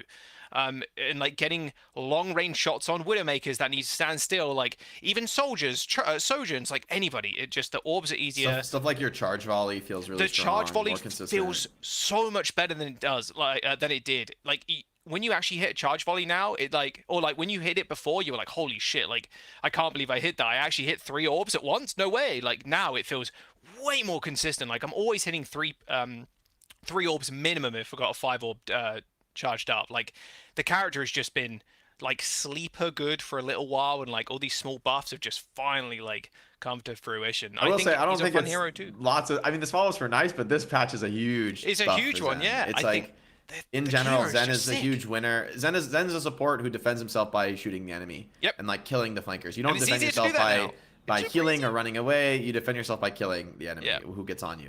And Tracer's hitbox is bigger. Like getting a kill on Tracer felt so sick before. Still feels pretty sick, but like it's just easier now. It's just Discord probably fixes a lot of breakpoints for a lot of other heroes in the game. Yeah. There's so many reasons Zen's a good hero this patch. I wouldn't be surprised if Zen gets nerfed back to 250 at some point. I think nerf unless is you're gonna gonna get a 25 HP nerf. I don't think he's. I don't think it needs much else. Like, obviously, the shots are like very easy to hit, but the same can be said for a lot of other projectile heroes. So if they're gonna leave that there, I think Zen just gets a 25 HP nerf, and that probably brings Zen back to where they need to be. Being a great killing hero, it just shouldn't be. It's a little too survivable, maybe right now for how much power it has. But I think even with a nerf like that, I still could see Zen being strong, and that's why I think a nerf is justified. It's like I don't think Zen's is also a hero that probably should be very good. It's extremely high skill. It's all about headshotting. You have no movement. That's you just have to outplay with like your very limited options. And so I think this hero's good to be in meta, generally speaking. Maybe not overwhelmingly dominant, but like I think it's a very just a good patch for Zen. Even with a nerf, I could still see him in Zen players eat it. I will say Zenyatta more than any other hero on this list. I'm just like happy for my Zenyatta players, like Jaws, Custa. Yeah. I'm just happy for you they've guys. Been struggling. I'm happy for you guys that you finally get to play this favorite hero of yours. I no longer just have to wait for fucking Circuit Royale to show up. I can now play it in other maps. Which is also like the Havana most boring map of all time to play. No, hey, shut the fuck up. It's a Zen map. Don't you take that away from us. Don't you take that away from us. Hold a right click down and choke. But like compared to playing Zen and Die or something where it's actually it just is fun. Okay. This Sigmar Zen is like, okay, I mean it's cool, but you're just like a sniper. It's like kind of boring. I live, like your tweet said, Jake, I live for the hit markers. I live for those right. Yeah, I live for the big dinks, baby. And Zen is no better support for the big dinks than than Zen. Feels good. What is the most fun place to play Zenyatta? Is it like Nepal Sanctum or something? Is that like the Zenyatta spot? Dude, I feel like it's like Flashpoint. It's like Koth or Flashpoint. Something where you're like brawling. Kings Row, there's flankers and there's corridors, there's walls to play around. Custa would sit up in the windows, just like no, you don't have the windows. You're staying on the floor. You stay on the floor, and then Genjis come through windows. You got like good right-click angles. You got good flanking angles as well. Like you can flank like left and right all the time. Only true Zen masters know the lineups that are this big. You know, like only like oh god, it just. Or Hollywood. I love a good Hollywood as well on Zen. Hollywood's good. Yeah, Hollywood's great. Dorado. Yeah, Dorado's good. You got some really nice like high ground spots. Yeah, it's great. Good hero. Shit. All Keep right. it meta, please. I like that you saved these three for last. This is interesting. Here. Jaws, it's time. Let's go. Pop Mercy. I'm going with Mercy. Okay. Mercy. Well, where do we put Mercy in season 9 hero tier list? I've seen like a couple of trains of thoughts from Custa's in agony. and the like the players of Mercy. Dog shit or it's pretty good. It's pretty fun. Like killing, hold and right click and shit. I still think the hero needs to be reworked fundamentally. I saw a few Mercy players on Twitter just like, oh, Mercy feels amazing to play. Thank you, devs. Yeah. This is great. And I'm like, what? No, then I've seen others that are just like completely the opposite. It's just like this hero blows and there's nothing I can do. And it's like Mercy was the biggest loser in terms of healing, I think, from this patch because all she does is just sit there and left click. There's no way to like increase and like min max. Like perhaps you can do a little bit of min maxing with the shift, getting close to people, etc. But like hers is like you're just holding on for dear life. Like they have to survive. And like more often than not, because projectiles are easier to hit now, and because the DPS passive, like Mercy just kind of loses there. And I think it's like an overall meta point. That's very okay. Some hero like your one trick hero can't be the best all the time. I'm just saying, like you can't always have the hero. I feel like Mercy OP. has always been the wrong hero if you want to heal. Like it's not a healing hero. Support. It's a eye damage boost and we carry with the pot. Like what makes Mercy good is enabling certain heroes to carry like much harder than normal. So like your echoes, your snipers. Right. You like the more you're damage boosting, the better the game is for Mercy. If you're damage boosting 100% of the game, the only worry for Mercy is that maybe you should be playing Zen. Like that's the only issue for Mercy if you're damage boosting all game. If you're like you're probably on one of the best heroes that you could play. You tell a Mercy player to swap Zen, that ain't happening, Chief. Well, of course. But like in terms of the meta, right? What makes a hero good? When Mercy is, and so there's people have said like, oh, you damage boost Hanzo, he's gonna one hit again. Like that's true, but I don't know that really matters. And I think Mercy is one of the biggest losers in the sense that her main survivability is from dodging. And it's just like that concept is weaker now, especially for heroes like Mercy. It's not like Tracer where she's gonna like blink and like actually dodge a shot. Right. It's just that Mercy's gonna like GA in a weird way, and you're gonna like miss because it's too hard to track her. And so, at a high level, I feel like Mercy is like unplayably useless because players are gonna just have good enough aim where like you just start beaming the Mercy now, and she can't juke you anymore. Right. It's like aim is too consistent, and heroes that don't fight back and then just try to dodge you and waste your time, they just die to you, you know? And so you just stick on them and kill them, and it just is easy. And that is a very high level perspective, and I feel like that's biased for a lot of players. Maybe they still won't be able to get that many kills on Mercy, and Mercy's going to be damage boosting a DPS who's going to be farming them because they're not good enough to like dive and punish. Focusing down a target that has beam on them now, yellow beam on them now, the healing beam, is just way easier because of that. That is true. Because that passive. You because can jump. before, You don't have to kill Mercy first. It really did feel like it's like, what's the point of shooting? It's one of those just like, what's the point of shooting this target? There's just no point because they're just going to get perma healed. Like it doesn't matter. And the Mercy can like good Mercies will always just abuse the fact that you don't even need to be in LOS to heal the target sometimes because the beam detach time is just. It's kind of long. You stretch the beam and you peak corners. Exactly. You just perma peek a corner, so 50% of the time you're just in cover and the beam is literally just going through terrain. And then it was same for blue beam as well, where you could just hide behind a cover and just like keep ducking in and out. I think Mercy in general, like right now, is not that good. Are people still going to play it? Yes, because there are like infinite one tricks on ladder. But the character, I think, isn't as reliant. Well, sorry, is always going to be reliant on DPS, like hit scans, doing extremely well. That's how you're going to win games if your other players are doing well. It's good that now Pharah doesn't require a Mercy, although the one Pharah I did see had a Mercy, and it was still pretty good. I think people are just going to keep doing it. Look, people aren't going to stop doing it. It's muscle memory. Patch, all right, Jax? Right. I mean, that is true. And I think Mercy, in general, I think is in a fairly decent spot, and it does punish bad position Mercy players now, and like, you know, just perma blue beaming and like the speed at which players are playing the game at the moment too. I don't think she's anything higher than a C, if I had to put it. Like, the character is going to be good at low ranks because it's a very basic hero, and the output is still going to be fairly high. Resurrection is still a very good ability, but yeah, I don't think the hero's like anything cracked. I would push back on that. I don't think Resurrect is a good ability. Sure. Yeah, I agree as well. Like, but I think C is fair. I think C is fair, honestly. Yeah, I agree. Better than... I would disagree with you, but sure. I mean, like, I think still. You say Resurrection C? So, C, yeah.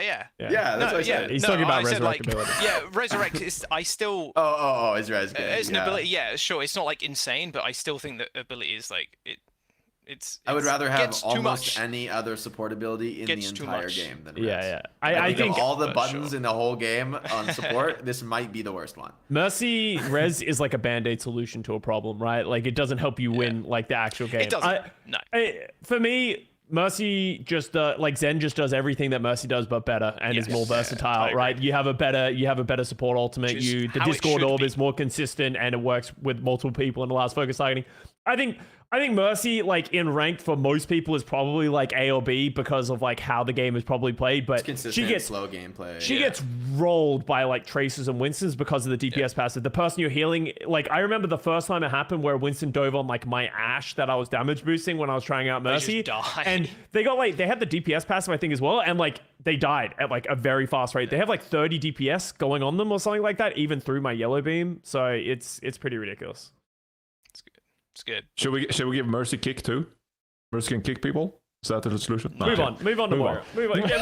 Get him out here. Moving on to Moira. Another one of these heroes that, like, obviously relies on, you know, just pure healing output a lot of the time. But I've seen some people just like, oh, damage Moira goes crazy hard. You can't miss. You just beam people down. Right, if you were missing with damage Moira before the patch, then this might be a buff. But this is your hero. I don't think you should be missing with the fucking auto aim hero. I feel about Moira. My take is I actually think Moira is surprisingly good and probably dramatically more at top ranks. Like, obviously, if you can play Baptiste or Zen, you can do like 1 billion times more damage, and also targeted damage, which I think is the more important thing. But Moira like does a crazy amount of healing and damage that it's like very noob friendly, and like you just do so much. And Cole is a very good ultimate in my opinion. The speed at which you get it and the abilities in which you can do it with, I think is really good. I actually think this year is like dumpster. I think this year is a B, 100%. Maybe B, 100%. Yeah. Here's the problem. I think at a high level, this hero is like unplayable now, unless you're doing some abuse comp where you're gonna 5-stack with like Reaper and May and Ram. But how can you say that when we've had so many Moira metas in the past? Like, we know that Moira can rise to S tier very quickly. I mean. If you need like an abuser comp, I just don't think those comps are really good at all right now. Like, I think even if you're gonna play Rush, you would play a rush that is like leveraging more of the aiming heroes, like a sniper or a BAP. Like the whole concept of Moira is that she's like guaranteed to hit all her shots, but like what makes Moira good is like number one, Giga healing, which is just worse this patch to like Giga heal people. And then the other thing that makes her good is that like she wins 1v1s with a lot of heroes, especially if she sneaks up on them and starts damaging them. They're like on a clock to force her out or they die, right? And like Moira guaranteed hits 100% accuracy basically if you're fighting people 1v1, and then they have to like hit shots on you. But that's just easier to do now. It's just easier to shoot back at the Moira. It's easier to just like push her out and fight her, even if you're a hero who's not normally great at it. Like I don't know, when I was playing Genji against Moira, and I just like jump at her and she runs away from me. You know, like she's like so scared to fight me now because I can burst. I even like killed some Moiras while they're calling and stuff because I just hit all the shots on her. So it just feels like she's a hero that relies on aiming being hard in Overwatch. That's like what makes Moira good, is that aiming is free for Moira, and then other heroes have to hit her while she's strafing and juking and fading and stuff. But that Giga healing through the incoming damage, I think, is not that good, and I think trying to dance with people and make them miss their shots is also not. I just like every aspect of Moira is nerfed from this patch for me. But I think she's still really good, is my point. And if we're doing a GM plus like top ranks, I agree. Moira's just terrible against these other heroes, right? I feel like B. I feel like B at best. I feel like B at best. I'm all right with B. I'm all right with B. Yeah, I don't think she's as good as Kiri or anything. Lifeweaver. All right. I think Lifeweaver is terrible. Last hero, guys. I just don't care. That's actually such a good matter, bro. we won't even rank it. Leave him off the fucking list, bro. I just don't give a shit about this. Oh, he's stuck. He's on there. I feel like. To your own point, Jake, like Omega healing is useless, and this character has no damage. That's and I all think it the grip I think the grip isn't that valuable. The pedal is like the most useless ability in the game because it's very rarely utilized. The only question in my mind is it D or C? I think it is probably D because it just has no offensive utility. I think Lifeweaver more than any other hero right now just like ruins my games. Like with most other heroes, like even if they're in D tier, like. Okay, Ilari is, pushing it, but like, I'm like, okay, I have a Junkrat on my team. Screw it, like it's happening. But if I have a Lifeweaver on my team, I just know that I'm like in such a disadvantage that I'm like, it's borderline unfun to play with a Lifeweaver on my team. I'm just like, this just ruining my rank games. Is like pure passivity, and I feel like that's dangerous for the game because even heroes like Mercy, like I don't think it's a problem to have heroes who like don't aim really. I think it's like fine for the game, but Mercy has a lot of aggressive potential. If you like know how to play with Mercy, you can like really push it on DPS with the Mercy pocket, and you like get a lot of value out of having a Mercy in this right circumstance, right? Even though at a super high level, okay, maybe she's weak and there's problems or better heroes, whatever. Lifeweaver is this hero where it's just like he does one thing. This hero only defends, and so if the enemy team is like doesn't need to kill you in 20 seconds, then you're gonna lose with this hero. The only reason this hero works is because you're playing like Zen and like some ultra greedy snipers, and the other team is like full dive, and they can only win by killing people fast. If the enemy can sit back at all, you will just auto lose with Lifeweaver. I feel like if the enemy is not trying to chase kills and dive in, this hero just does nothing. I said it when he was launched. He's just a hindrance to his team. There is no point in solo queue where gripping someone out is going to save him. You're just going to... they had another plan. For me, I think this hero does have a place as a main support in dive. I think there is actually like an argument for the hero to be like relevant as like an alternate to Brig, as like basically a pure defense alternate to Brig. Like if the enemy is playing a super hard committed dive, like whether it's like a Lucio Moira or like so maybe like a crazy rush comp that like would run over Brig, then you could play like Zen and Lifeweaver or something, and the Lifeweaver can actually pull Zen and abuse mobility. But like to make this shit work, I think is like it's ironically extremely high level to make movement repositioning stuff work. It's like making Sim TP work. No one below competitive players uses the Sim TP properly. Like I have almost never seen.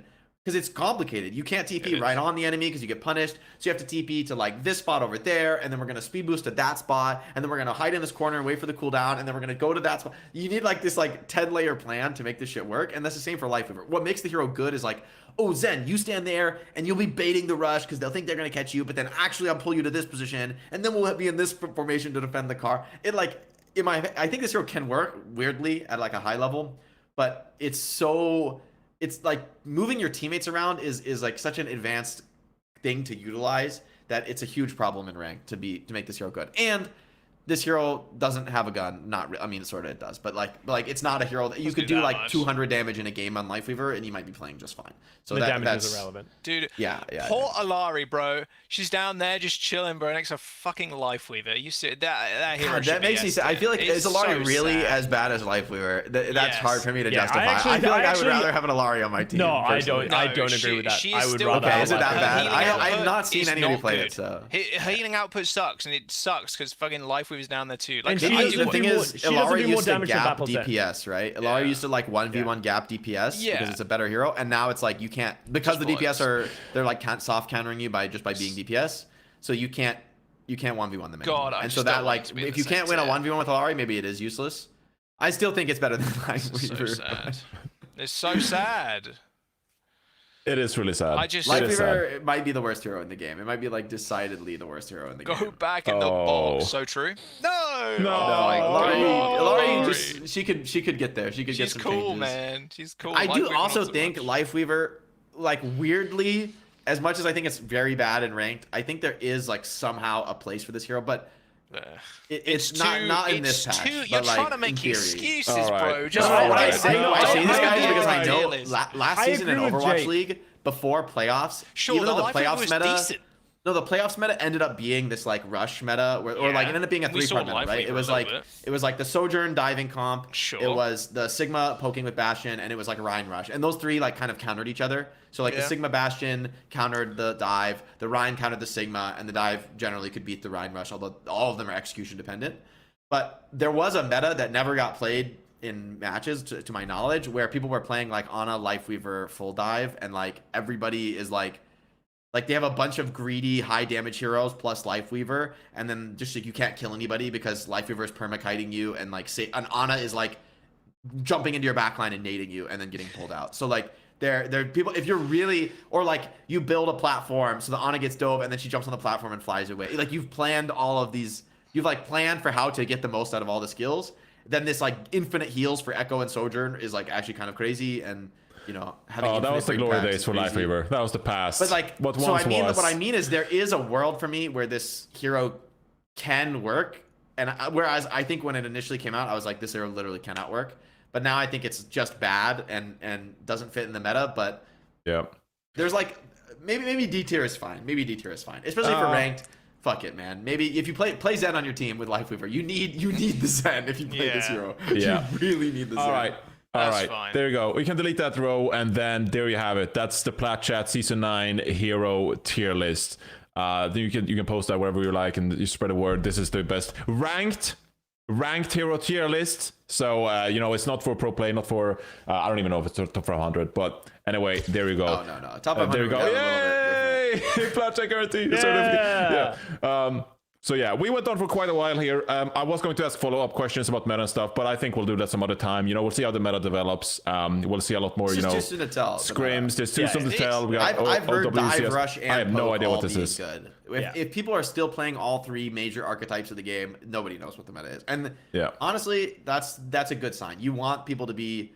The longer the experimentation phase takes, the more like maps determine what comp you play. That is like the sign the meta is healthy. The more it's like, oh, it's a sniper map, we'll play a sniper comp. Oh, it's a dive map, we'll play a dive comp.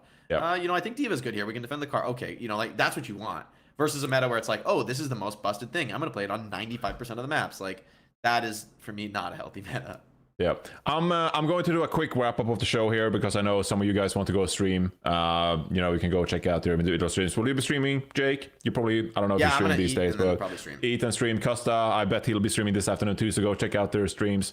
Joss, you jumping on European ranked? The pit of depression and despair. Maybe you can play some Team Fortress too. Yeah, I will say I need to do some housekeeping here before we do Brent's Player of the Week. First of all, there were tons of OWCS rosters announced this past week, especially today. Especially like only spray check or something like that was announced. But we'll talk about all of these rosters probably next week. This episode has just gone way too long, so there's no way we can touch on that now. So if you're interested in the OWCS rosters, stay tuned for next week, and I'll get some people on that will talk about those rosters instead.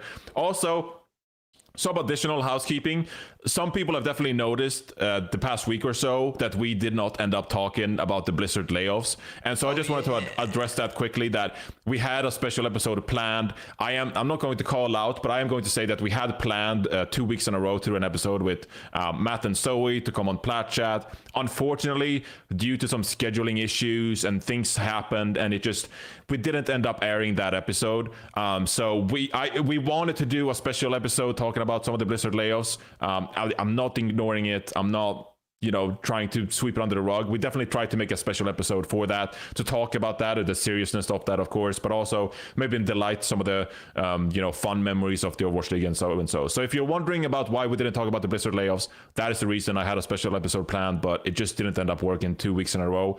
Maybe we can touch on that at a later date. So there you go. We got more OWCS action coming in the future, and we'll be addressing all the rosters. Now, before we end the episode, let's do Brent's Player of the Week. I had one example, and it's actually that earlier today, Zoe was announced to be special guest for VCT Europe. Yeah. That's my go, baby. That's my go. There you go. Yeah. So here we go. Zoe, delighted to share. I'll be a guest on the VCT EMEA broadcast this season. Excited to reconnect with old friends and equally eager to forge new connections. Get ready for a new memorable year ahead.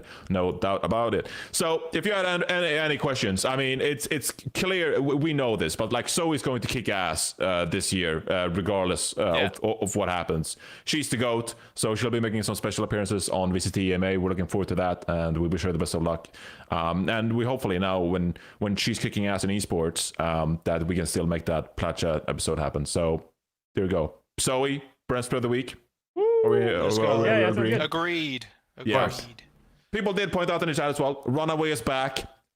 So we were gonna hit on that too. Runaway is back, but we'll hit on Runaway next week. I promise. I know everyone is super excited to see Runaway back. There's probably going to be more rosters getting announced too. So. It will be. But again, I'm not ignoring all this. I'm just recognizing the fact that we've been on this fucking podcast forever, and I want to end this so badly and eat lunch and go walk my dog. So that's what I'm going to do now. Thank you so much for stopping by for Plat Chat episode 213. We'll see you next week for more Overwatch action.